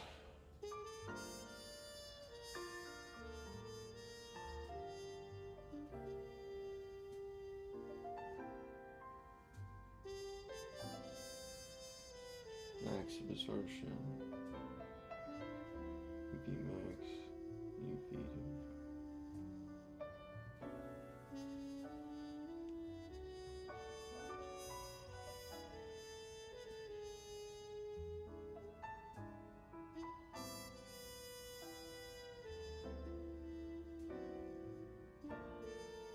Okay, so I'm going to take this.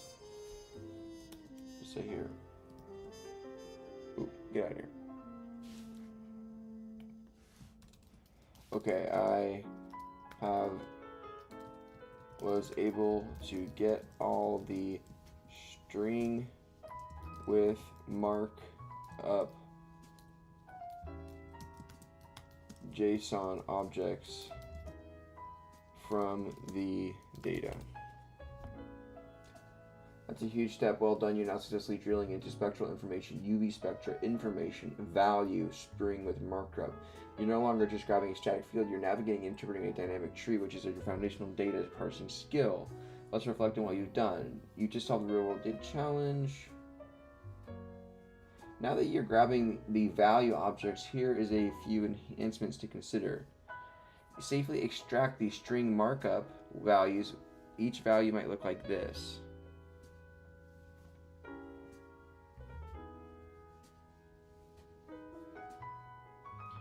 So this gives us the individual values, right? So instead of doing, now we have to parse the markups, right? So this gives us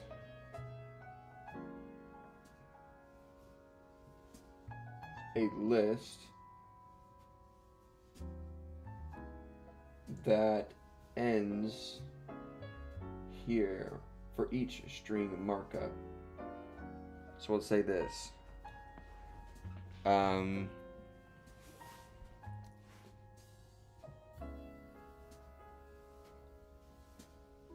So we say for. So can we just extract this string? So now we're getting the value, right? Which is gonna be this guy here, string. This guy here. This is the individual value.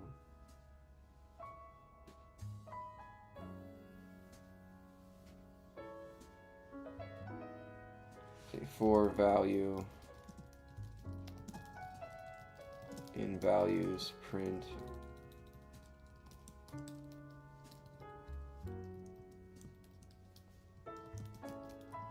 value.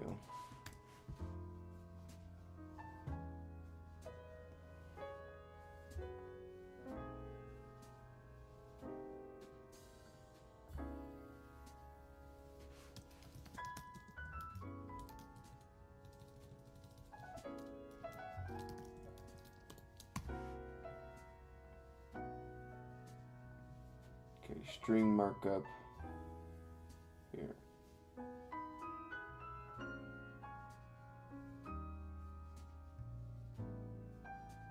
Okay, so these are the individual values. So we want to go access the key string mark. We're going to go into here, get the value of each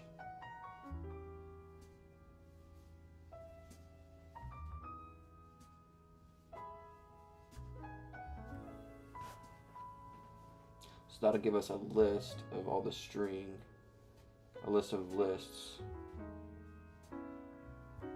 Oh my gosh, this is so nested. The data is so nested here. It's crazy.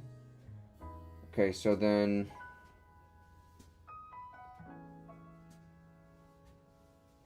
this gives us for dictionary in values.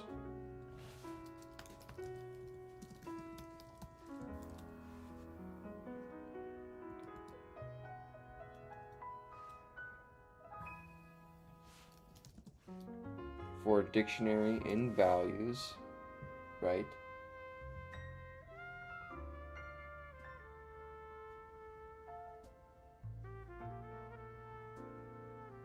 That appends the dictionary. So we have access to the dictionary here. So why can't we get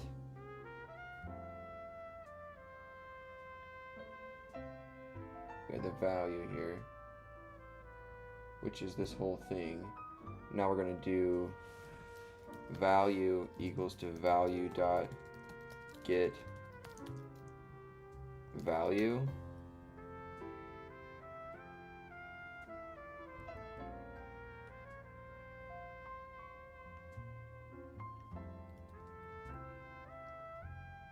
No.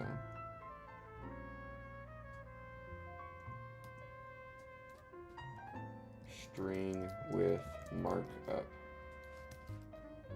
We get the value of that, right?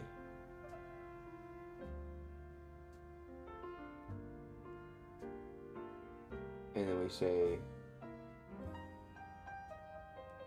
that gives us a list, and we say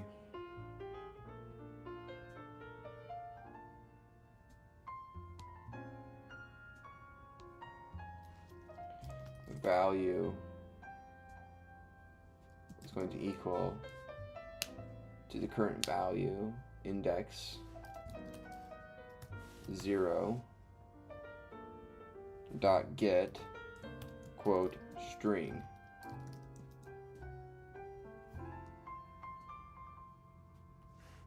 And then we're going to append or go values dot append value and return the values here. Hey Reem, how's it going, dude? Thanks for joining me. Welcome in.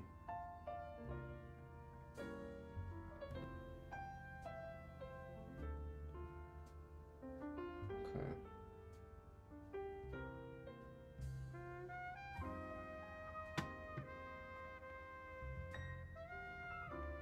So now if we run return values, Yes. Okay, now we're getting each string.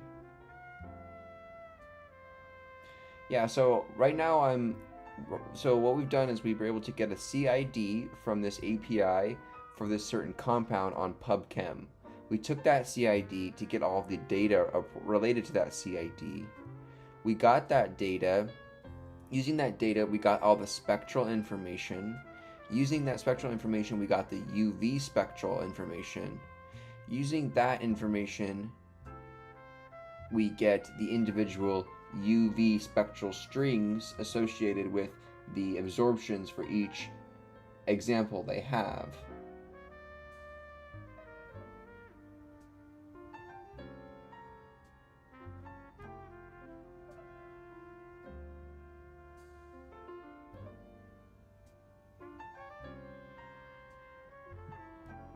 Right.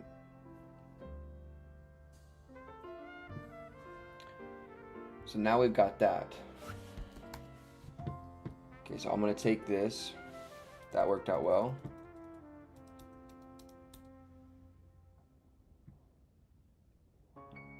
So I'm going to take this and I'm going to say,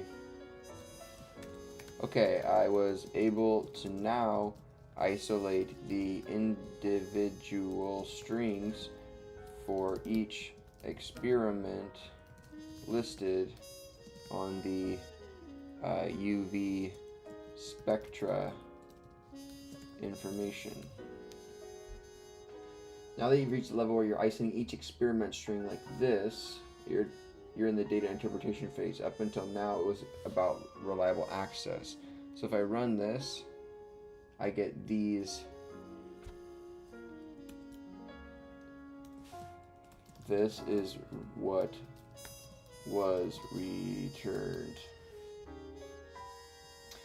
This is exactly the kind of semi-structured domain-specific text you'll encounter in real-world science parsing. Here are the raw strings you've returned, meaningful data. The Y max is the 275 out of this first one. The solvent is in ether. Log E 3.11. You can convert log E to E using 10 to the power of 3.11. In string 2, we're given Y max of 229 nanometers with an epsilon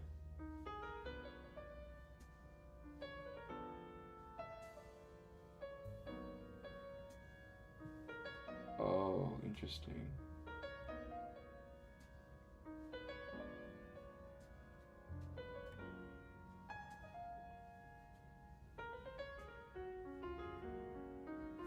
Huh.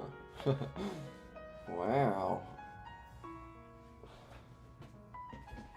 Hey Prism X, how's it going, dude?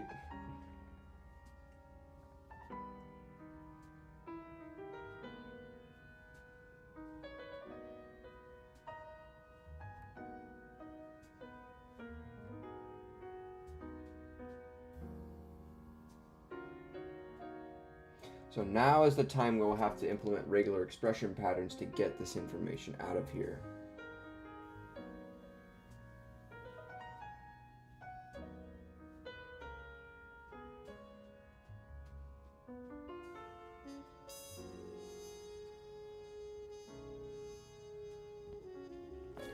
Interesting. So we'll have to think of that next. That'll be our next assignment. Cool. So we just took it pretty, it's pretty basic. I'm going to take this write data function. I'm going to copy this out. I'm just going to put it down here. There we go. Right, so now we have the various functions to get CID, get data, get spectral information, and then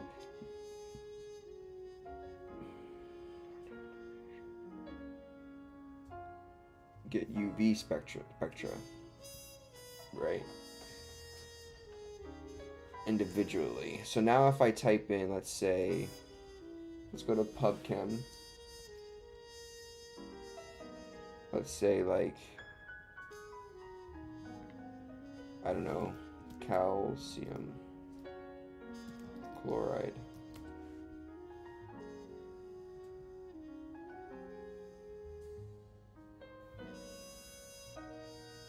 No spectral information on here. So if I type in calcium chloride on our function here, it'll return back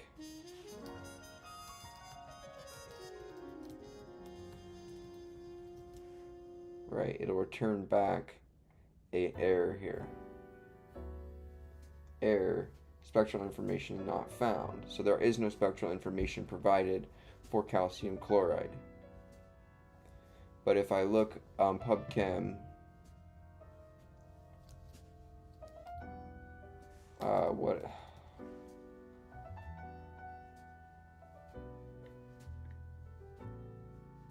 Let me see. Let me just look up a random something or other. Spectral information, no. Spectra. Spectrumide. No spectral information. What are some compounds on PubChem that have spectral information or should?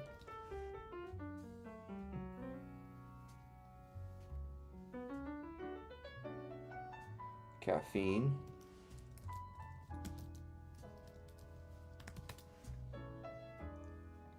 Okay. Spectral information. So this does have it. So let's look up caffeine here.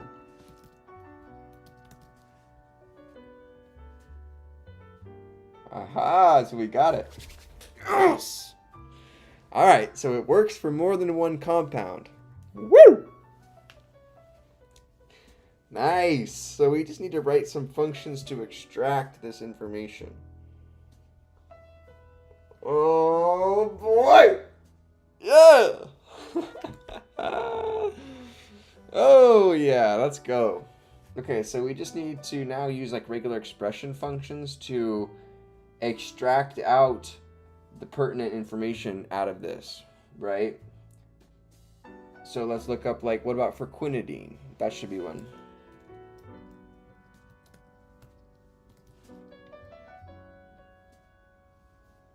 Oh, let's go! Dude, that's so cool. Okay, now what about like a phenol? Yes! Oh! Woohoo!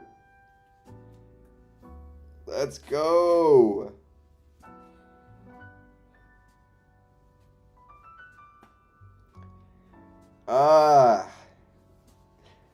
I knew it was going to be hard, pause, but I knew we could do it. Awesome. What do you guys think about that? Prism says naphthalene. Naphthalene? Let's try that one.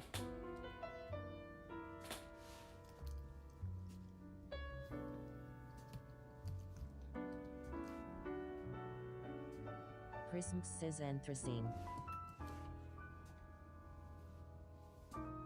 Ray says yes, let's go, Mike. Naphthalene. Non-type, not interval, line 48.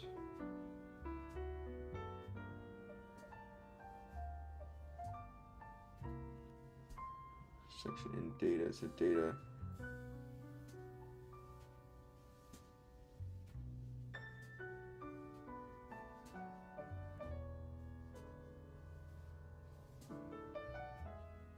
So let me comment out this real quick. Let's just go.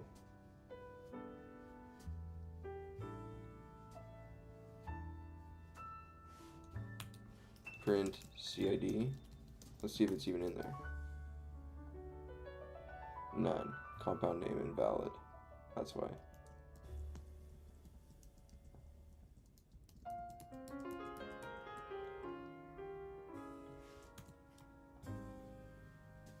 Anthracene.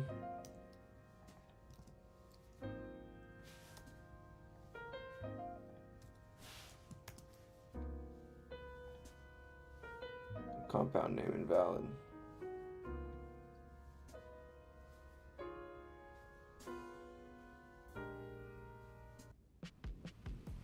Prism says maybe the spelling is incorrect. Tuned to follow your instincts. Every Mazda is designed to feel like it was made just for you. I wake up. So if you raise this error, compound name,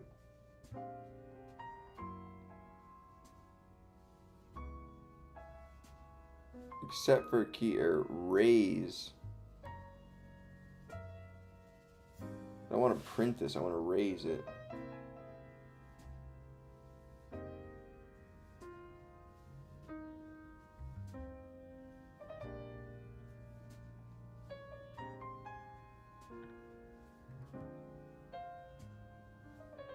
Okay.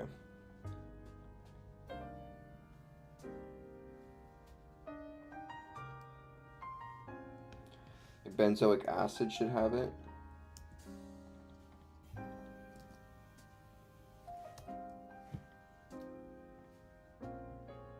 Yeah, let's go! If I lowercase it, 779, but for uppercase, 779. Let's go! Dude, I'm so happy we were able to get this to work. That's awesome. Because then what this enables us to do, you guys, which is really... Can't sleep, bro, let's go. Let's howl. Energy up. Hey Renan, how's it going? Thanks for joining me. I appreciate you guys. If you guys are new here, please subscribe. I stream every single day, me teaching myself how to code. So if you too are wanting to learn how to code and just hold yourself accountable, you know, you don't have to be directly working on or looking at what I'm doing, but just having the stream in the background to hold yourself accountable and, you know, not procrastinate is a really, really good resource to have. So just, you know, use it as like a study session to hang out with me here. And, you know, you'll probably learn some stuff along the way, at least for what I'm doing. So thank you guys truly for being here. I teach myself how to code every single day. I have a degree in human biology and a minor in chemistry, and I work as a formulation chemist for a biotech company where I make biological controls that are used in patient diagnostics, and I do a lot of like advanced chemical formulation for like matrices. To make free thumbnails for because I want to upskill myself. All right, dude. Yeah, hit me up on Discord. For sure. I currently make all my thumbnails. I currently make all my thumbnails just by myself on Photoshop. I kind of like the cartoony style I have, but yeah, I'd be down to let you make a couple if I like your style. But I will preface that I have to like the design and style.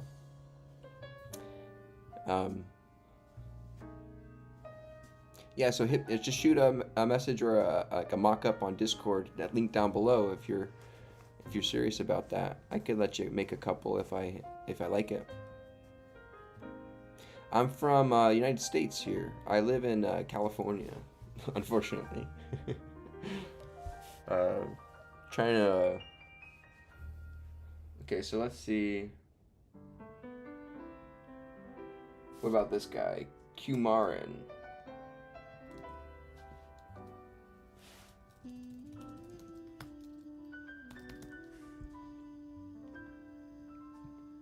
Aha. Dude, this is sick. Okay. Femil says, hey Nobi, can you make one for me? FD says, can I send my past works to her mail? I'm serious and passionate also. Yeah, sure, dude. George says, have you worked the with quickest way Prime to before? show I'm me trying something to is get just to into shoot it. biology I have a analytics. Discord link down below. Just go ahead and in the off-topic section, just shoot a screenshot of some of your past work in there, and I'll check it out in there. Set those static types for your libraries. PyMol at all? No, I haven't worked with PyMol at all. Is it like a chemistry library for Python? Hey George, welcome in, dude. Thank you so much for coming in.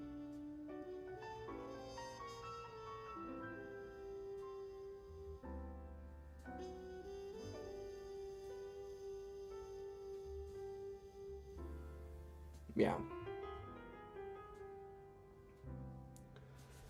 So in this 2-hour session, we wrote a couple of functions here where we were able to kind of nest down further into this JSON data and extract some information out of it. So as long as we're accessing the information from PubChem, the structure of it should be the same, but it might not have various sections. So we do have these value errors raised here to show if it doesn't have these sections or whatnot.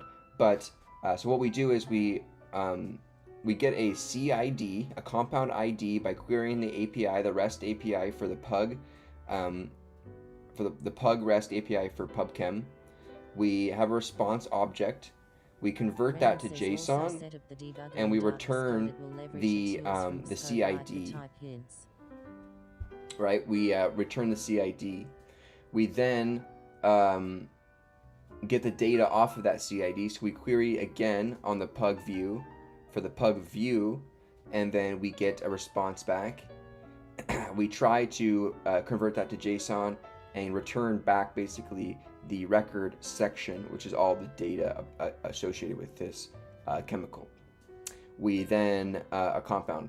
We then do the get spectral information on that, where we say for every section in that data, if the section heading, right, the section TOC heading, which is a key in its dictionary, is equal to spectral information, we'll return that.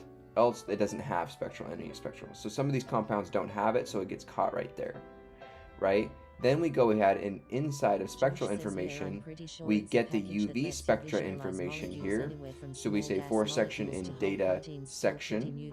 If section is TOC heading UV spectra, if the information, you give me a mail in chat, then I send my portfolio website link to her Google Mail. So if the information in section information is equal to section.get information, and the values is equal to an empty list here. So for dictionary in information, if the value in the dictionary is, if there's the value, so how this was set up was these compound datas have an information section, which is a list of dictionaries. And inside those dictionaries is a key of value. So we had to really take our time to kind of break apart this nesting and see where it was. So if for dictionary and information, if the key value is in dictionary, then we're going to go ahead and extract all the values out, right? We have to go into that value, go to the string markup, get the string, and then append that string value. And then we return all the values returned. And so that's what we're getting here is all these individual strings associated with these compounds. So if I type in toluene right here, and I press enter, I get all the strings back for its spectral information, UV spectrum. So it's got a Sadler ref number 419 on IR Prism, right? And then its max absorption alcohol was 207 nanometers with a epsilon of 3.97 log E with, and then a 260 nanometers with a log E with an epsilon of this. So we have a bunch of different types of solvents that it was within, so we can have multiple referenceable compounds in our database and whatnot. So what we can do is, what I think I'll do is, as users search for this information, right? As users search for this information, if we don't have it already on hand, we're going to go ahead and search for it. But once we get it, we're going to save it to a local database and credit obviously PubChem, and then to save it locally so that we don't have to go query for it again and whatnot. So that'll help us there as well. So we can build up a local database after we query for the API information, and yeah, it'll be cool.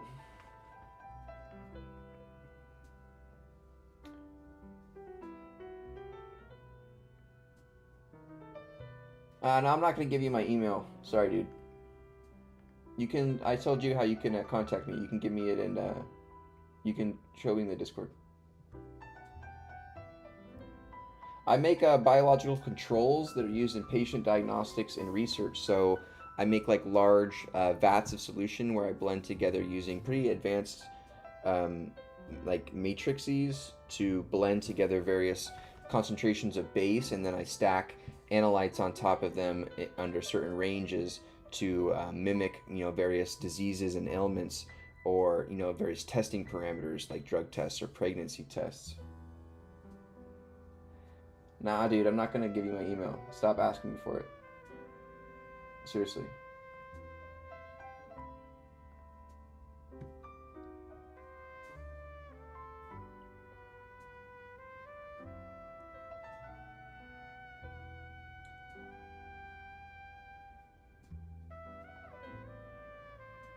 George says that's cool.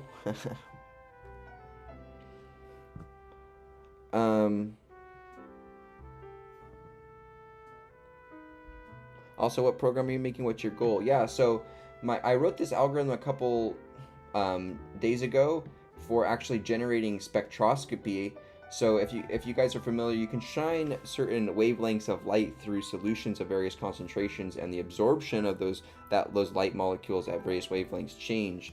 So by doing so, I was able to write a class here, right, a compound class that uses some math here, uses the Beer's law, and then this Gaussian distribution curve function to generate, using matplotlib, absorption spectroscopy curves.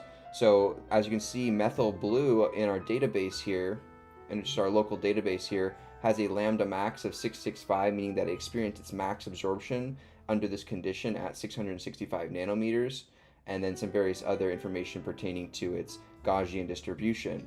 And so then what you can do is run, and you get, like I showed you, you just get those Gaussian distributions of that compound that was selected. So our goal for today was to actually access and query using an API a database. So we're accessing the PubChem database, which is online here, to get their API query information for their spectral information on compounds.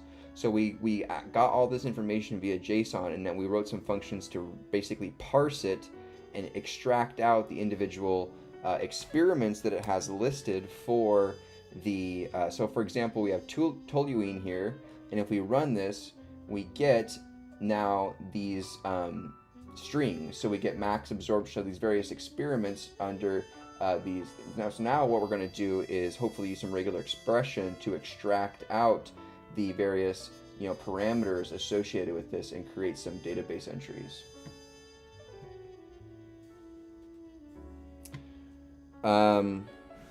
Hey Death Zombie, are you in university or private sector? I graduated back in 2021 from a university.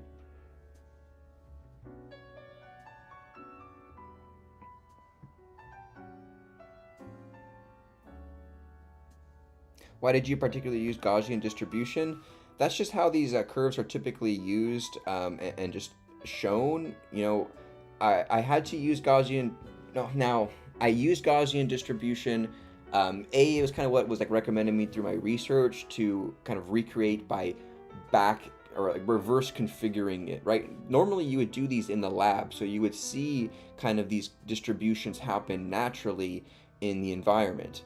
But I'm having to just mimic the experiment without any, with just singular data points. So some of these compounds would have additional spikes or smaller spikes later on, but I just can't simulate that without that data present. So I'm only just using the current data I have of just a max lambda, and then kind of simulating a Gaussian curve off of that max lambda, that max wavelength, or that peak that was found at that epsilon, right? So I'm kind of losing my train of thought here. It was saying,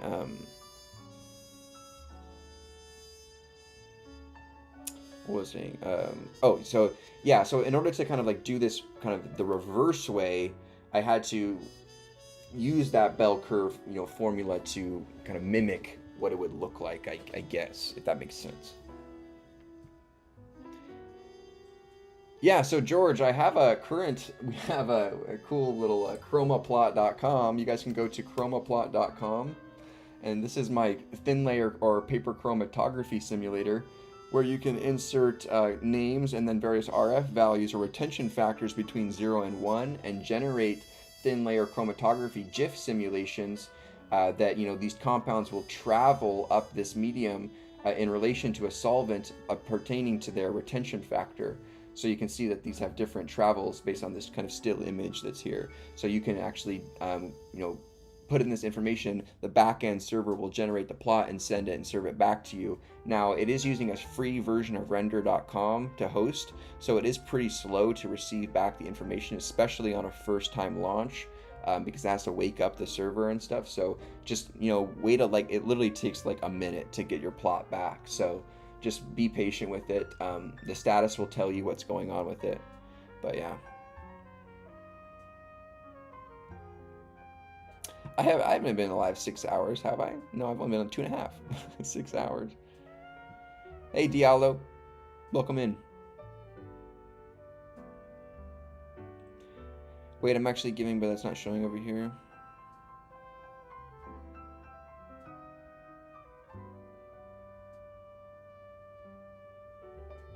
That's so cool. You really don't have to look for in the internet. You can just run the script and get the info from the API. Basically, your local search engine that's limited to one site.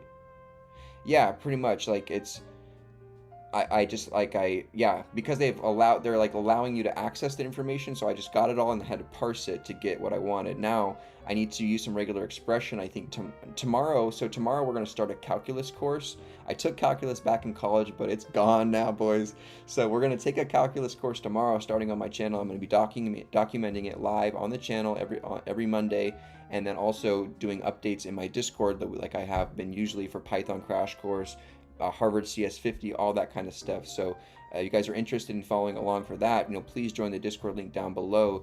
You can get access to all of my course updates, and as well, I'm going to be starting up the Calculus 1 with Khan Academy tomorrow.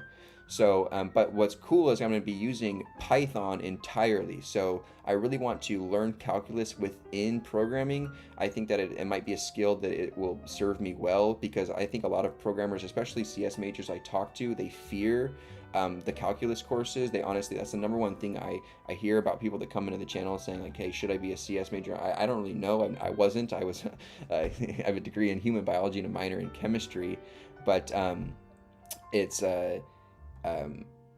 they all have one thing in common. It seems like 99% of them all say, I'm scared to take calculus. I'm scared to go through this course. And I think a lot of them to kind of just breeze through it, or not breeze through it, but just kind of skim through it just to get by.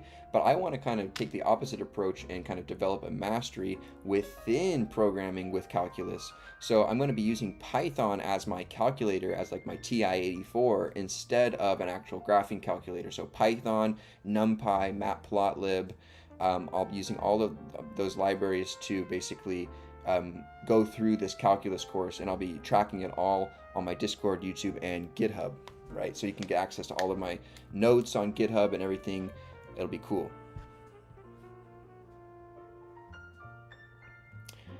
How many projects have you created on the channel so far? So you guys can go to michaeldeming.com. Oop. Whoops. Michael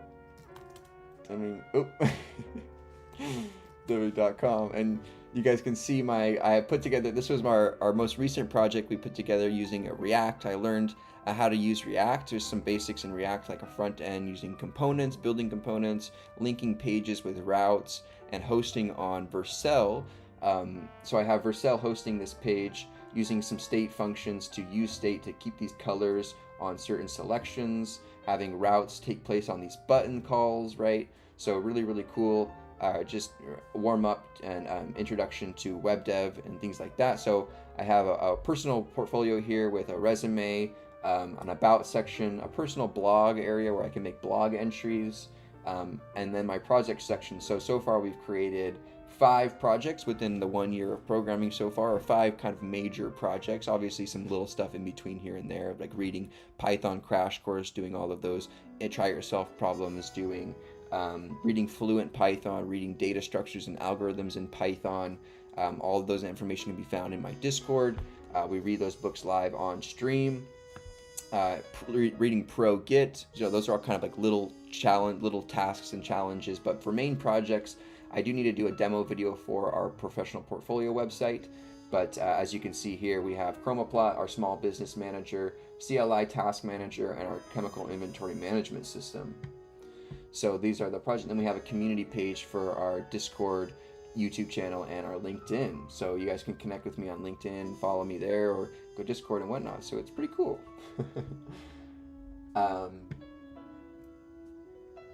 Thanks for coming in, George. I appreciate you. I'll see you in tomorrow. I stream every single day. Have a great day.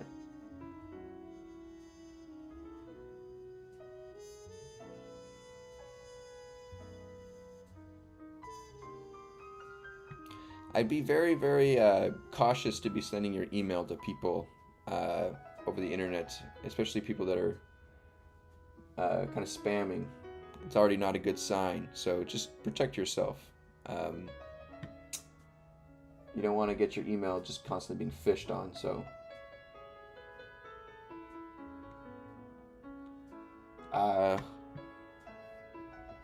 Alright, you guys, thanks so much for joining me this evening. We stream for 2 hours and 45 minutes. I stream every single day after my 9-to-5 job as a formulation chemist. I appreciate you guys being here and hanging out with me. I'll be back tomorrow around 7 p.m. PST. I am on the PST on the West Coast of the United States, so I do stream around 7 p.m. But I do stream every single day after my 9-to-5 job. I've been streaming every single day for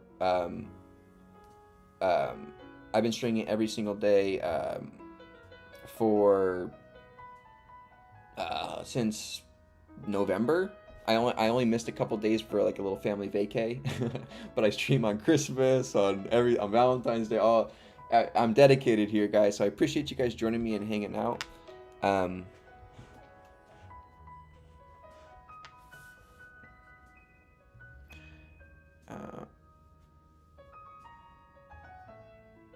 Comp sci info. Awesome, Death Zombie. I appreciate you for joining me here and hanging out with me tonight. Can you put a scenario where you'll need to know how to program using calculus? Yeah, actually, I think for sure. I really want to actually get into trading algorithms and maybe potentially back testing with bot trading.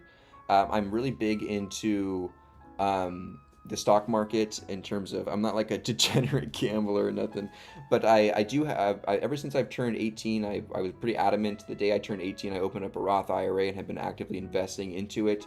I'm pretty financially literate in terms of, CDs and different type of money market funds and things like that, and dividend investing, all that kind of jazz. But I'm currently destroying SPY this year, and I did last year as well. Knock on wood. But I do want to kind of get into backtesting with trading bots using some current edges I have in my mind. Not edging, but edges. Get your minds out the gutter, you guys. But edges as in terms of, I do have some strategies I think I would like to backtest that I've been kind of just gradually implementing stuff into with my current just approaches as I've been feeling. My kind of general approaches is I really like to play like momentums and obviously, but I don't play like hype. I play momentum that's backed off solid news and numbers. But I mainly, a lot of my strategy comes from like following a few select companies that have like obviously backed and reputable, and kind of understanding what levels they typically like to settle around and like what kind of average moves they like to make on certain types of news. But it's pretty interesting, and I would like to get into back testing and trading algorithms and things like that eventually. So I do have a Python machine learning book that we're going to get into on the channel as I dive deeper into calculus. So if you guys are familiar with like options trading at all, options trading does use a lot of like linear algebra, calculus, things like that to calculate those Greeks that you have to kind of know to interpret if you care to make any money using options. But it's a really big steep learning curve that we're going to get into here, and I'm really excited. So just make sure you guys check back tomorrow. Why don't I make videos on financial literacy? I thought about it. I just honestly, this is as far on as I don't want to give people the wrong idea. Like for this as well, like I'm not teaching anything. Like I'm learning myself, and if you happen to learn, that's great. I'm no way like an expert, so. In my personal opinion, I would feel kind of fraudulent or like unethical to be providing like advice along these things. There's people out there that have degrees in this that go to that actually, like I'm just a hobbyist in it, so I really feel that I would be doing you guys a disservice by actually soliciting like advice on this, and I think it's illegal to actually without proper licensing. So, but I would be interested in maybe like tracking a small portfolio. In my Discord in the off topic, I do post some of my trades.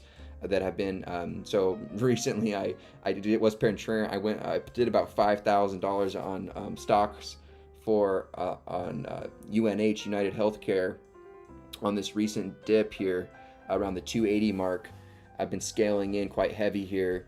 That's one of my most recent plays that we're going to hold for about 1 to 2 years, depending on if we can get a good. I think we can easily see probably 50 to 75% return within 1 to 2 years on UNH stock. Now I'm not playing options on theirs because I don't know. I'm like I said, I don't trust the market right now with the current political system either. So I gotta make sure you got that risk under control.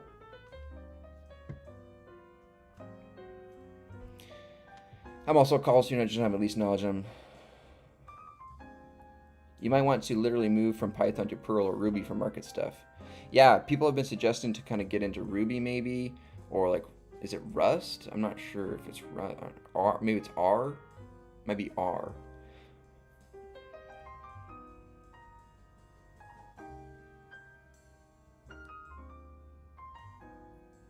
My username on GitHub is just linked down below. It's just Michael Deming, Michael D. Deming maybe, either one of those. But yeah, I'll shoot you a follow back. I have some open source projects. So my small business manager and my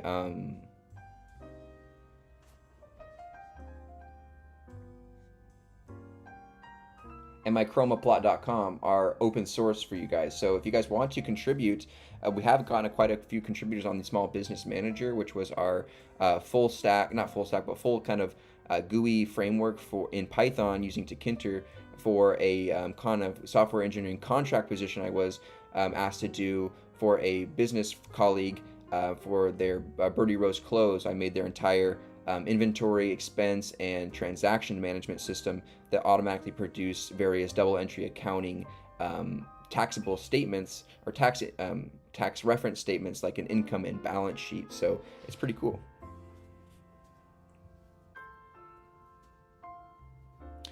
From where did you pick problems for DS and Algo course along with Python?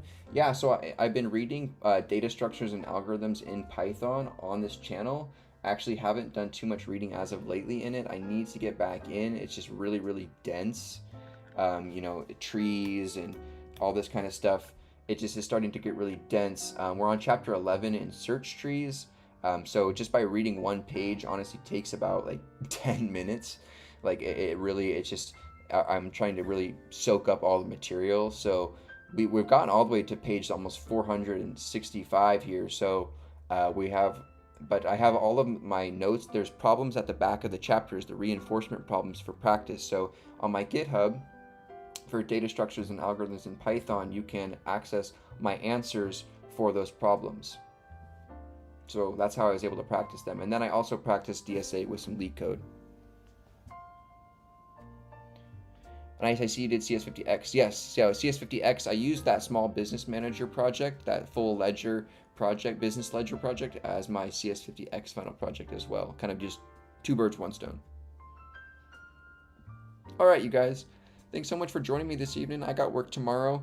I really, really appreciate you. Also, if you guys aren't aware, recently I pitched to my work an automation project using Python and some various libraries like NumPy and Pandas to actually automate some of the chemical formulation I do using 2D matrix arrays for mass concentration balancing. So I'm currently actually undergoing a project with a not external, but just an off-site bioinformatics team where I link up cross sites, and I'm starting to actually put together some code. So I guess I'm transitioning my role in reality to kind of a more bioinformatics developer role. I do about an hour, maybe hour and a half or two of coding at work, or I try to a day now. So I'm working on this project. So I was actually able to, that's what I included on my resume on my website, that I pitched this whole automation using like linear programming and the simplex method to kind of hopefully automate using maximization and optimization of these various concentration values and whatnot. So yeah, it's pretty cool. Like, did you implement DS and algos from scratch? Yeah, so a lot of those problems have you make, like, you know, build a class that implements like a stack from scratch. And that's like another LeetCode problem that is also available. Some of them have you like implement a queue from scratch, or like, you know, it just has you do a lot of more theoretical problems about what actually queues, stacks, decks, what trees, recursion actually is, so you kind of know what it is and actually how to do it in Python as well. All right, you guys, any last words before we kind of sign off for today? If you guys are still here, please leave a thumbs up and subscribe. I really, really appreciate it. I stream every single day. I work really hard to be transparent with you guys and show my skills and provide, you know, all the information I can, whether it be in the Discord or on the channel. So today we were able to actually, you know, yesterday, the last couple of days, we got this functions to get the actual CID using API queries. We watched some videos and learned the request module. And so we were actually able to get the CID and the data using the API. And now what we did today was we actually wrote 2 functions to parse that data and get actually the UV spectrum strings from each of those compounds. And if it doesn't obviously have that, it will get hit by one of these value errors. But as you can see by the printouts, we're getting strings of all the relevant information for like the lambda max, the epsilon, and the sigma. So we need to just somehow use some regular expression next time to parse this individual string and extract out and build these dictionaries. Anyways, thank you guys so much for being here. Do you feel like CS50X can bring you from beginner to being able to build real-world projects on its own? Honestly, Muna, CS50P taught me that. In all honesty, just that alone. I built my chemical inventory management system, you know, right after that class as my final project. It doesn't really solve too much of a real world problem, but it does. It can do something. It manages inventory and keeps it organized, and you can sort it and report it back and stuff. Kind of like a Excel document or whatnot. But it's it does something. So honestly, I think try not to think like so grand scale. Like, it doesn't have to be something that's like so reinventive. Like, none of my projects have ever reinvented the wheel, but they've just kind of made the wheel in my own way. And I think that's what a lot of, that shows maybe a lot of, you know, individualism or whatever, because I'm not just like following tutorials on YouTube and recreating like Netflix from scratch or something like that, right? It's completely original. So I've gotten this question before, Muna. I honestly I don't have like a preference really, because both give you some different skills. Whether you take the P first, the CS50P in my opinion is really, really good for someone that has no programming, like zero programming experience, doesn't even know what a loop is, doesn't even know what a print statement is, nothing, a param, an attribute, nothing, doesn't know anything about it, right? CS50, but Python just allows you to be able to ease into it by using very minimal syntax, right? That's the benefit of Python, and that it reads fairly like English left to right. But with C, yeah, it'll be a little bit more difficult at the start, but by kind of taking on that challenge at the start, it could help project you even further faster. So in my opinion, there are trade-offs: faster growth with CS50X versus more fluid growth with CS50P, depending upon the programming skill coming into it. Like, how do you start if you want to build a project? Yeah, so all of my projects, there's one thing in common that I do when I first start them, is that it's all object-oriented. I really, really like object-oriented programming. I haven't found kind of another type of programming yet that kind of draws me into, like, at least like when I first think of an idea, like how can I solve that problem or go about solving it, like the first thing that kind of comes to my head usually is object-oriented programming. And so, like, think of like a way, like, okay, what do I want to capture and how can I break it up into its individual components, like literally, like, okay, so if I have users, well, I need a class for a user. Let me work on that class. If I have a or if I have like a, you know, a certain page or a tab, that I make a class for that tab that like where I encompass all the information overarching. And even if I don't end up using that class directly by like creating objects on it, I still kind of built up like some notes about how I want to structure maybe that object. Like, so what I did for my small business manager is, even though I didn't make like an inventory class object, I still wrote the class out, but I kind of converted that into SQLite, you know, as a database framework, rather than having class objects.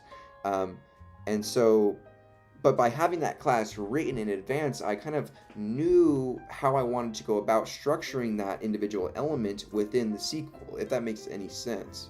So personally, I just really, I like the first thing I did, if you can go back 2 days ago to when I started this project, or last week to when I did the chroma plot, or like, or sorry, to my portfolio site, or 2 weeks ago to when I did chroma plot, right?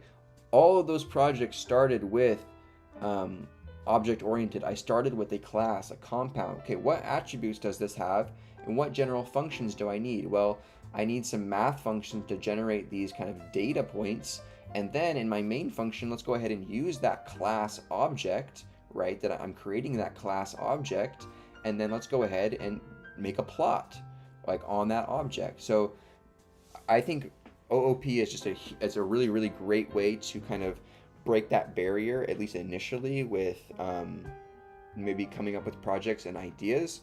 So yeah, you definitely have some problem solving skills you transferred from your chem background. Yeah, so also take that in mind, guys. I did come from a STEM background. I have a degree already. Like I'm not like a freshman in CS kind of learning this for the, like learning problem solving for the first time. So I was able to translate some of my previous knowledge and you know, working skills and problem solving skills into this, but I did have to develop knowledge around classes and functions and loops and all that, and then incorporate that into problem solving as well as additional tools available to me to use.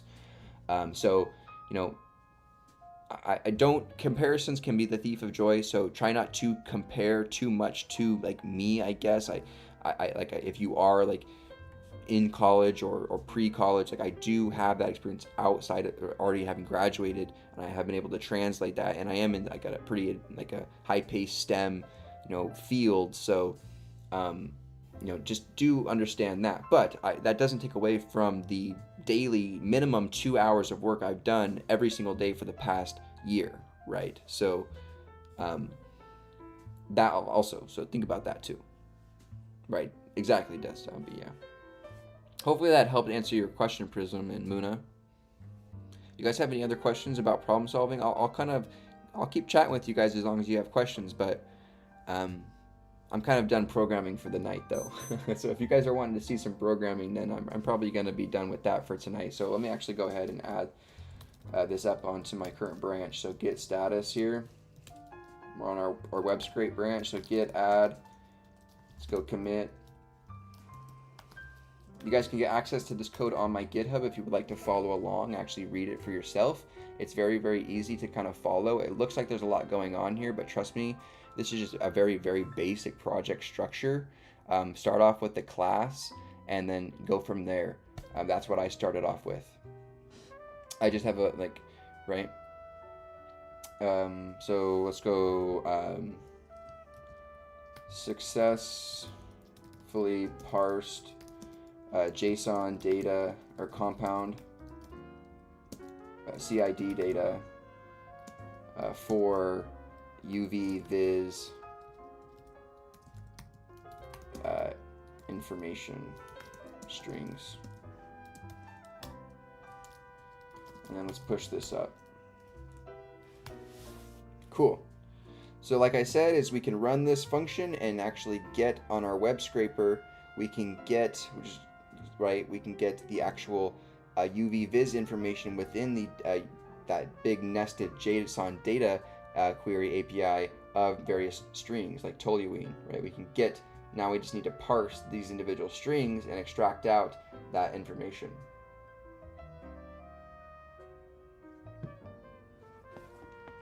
It did, thanks. I'm planning to finally actually commit to CS50X through the summer. Yeah, Muna, dude, I just kind of follow my the whole point of me documenting my progress through CS50X is so a lot of you guys could also do it as well.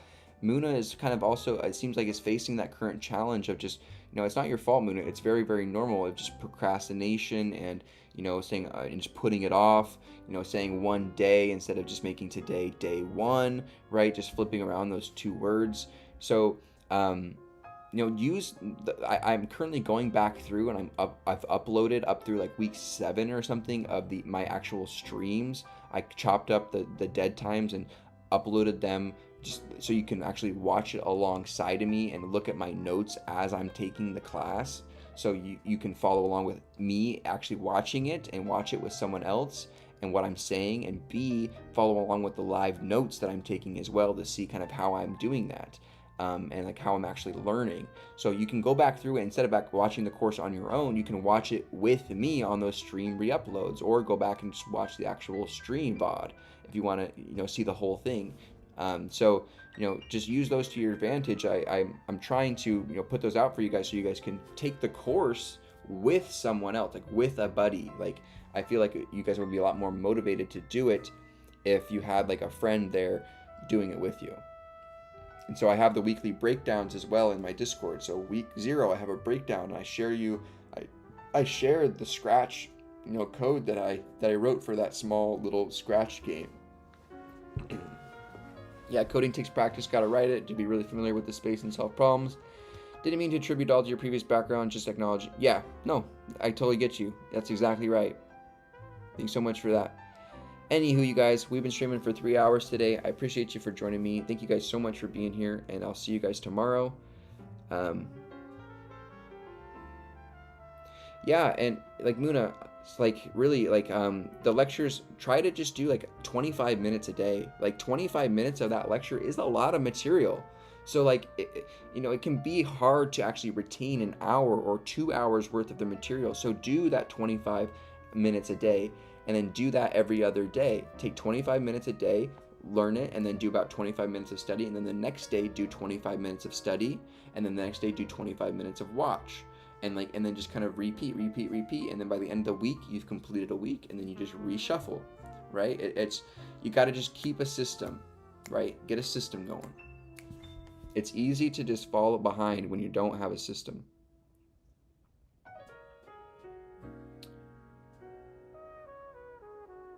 All right, you guys. Thanks so much for being here. I'll sign out tonight. Sorry about my rambles. It was really fun talking to you guys. Hopefully some of that, ramble helped you guys out if you're feeling discouraged about your learning. I too, I get like that as well. There's times when I don't want to stream and I don't want to code, but I get on and I just power through because I know that at the end of that session, I will come away with some learning and I'll feel better about it, which is true every single time. So thank you guys so much for being here. Tomorrow, we're going to continue on with our project here. We'll also probably continue on with some maybe a leak code problem tomorrow.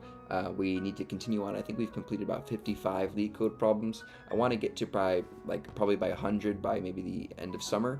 So thank you guys so much for being here, and I'll see you guys tomorrow around 7 p.m. PST. Please like and sub. See you guys tomorrow. Bye.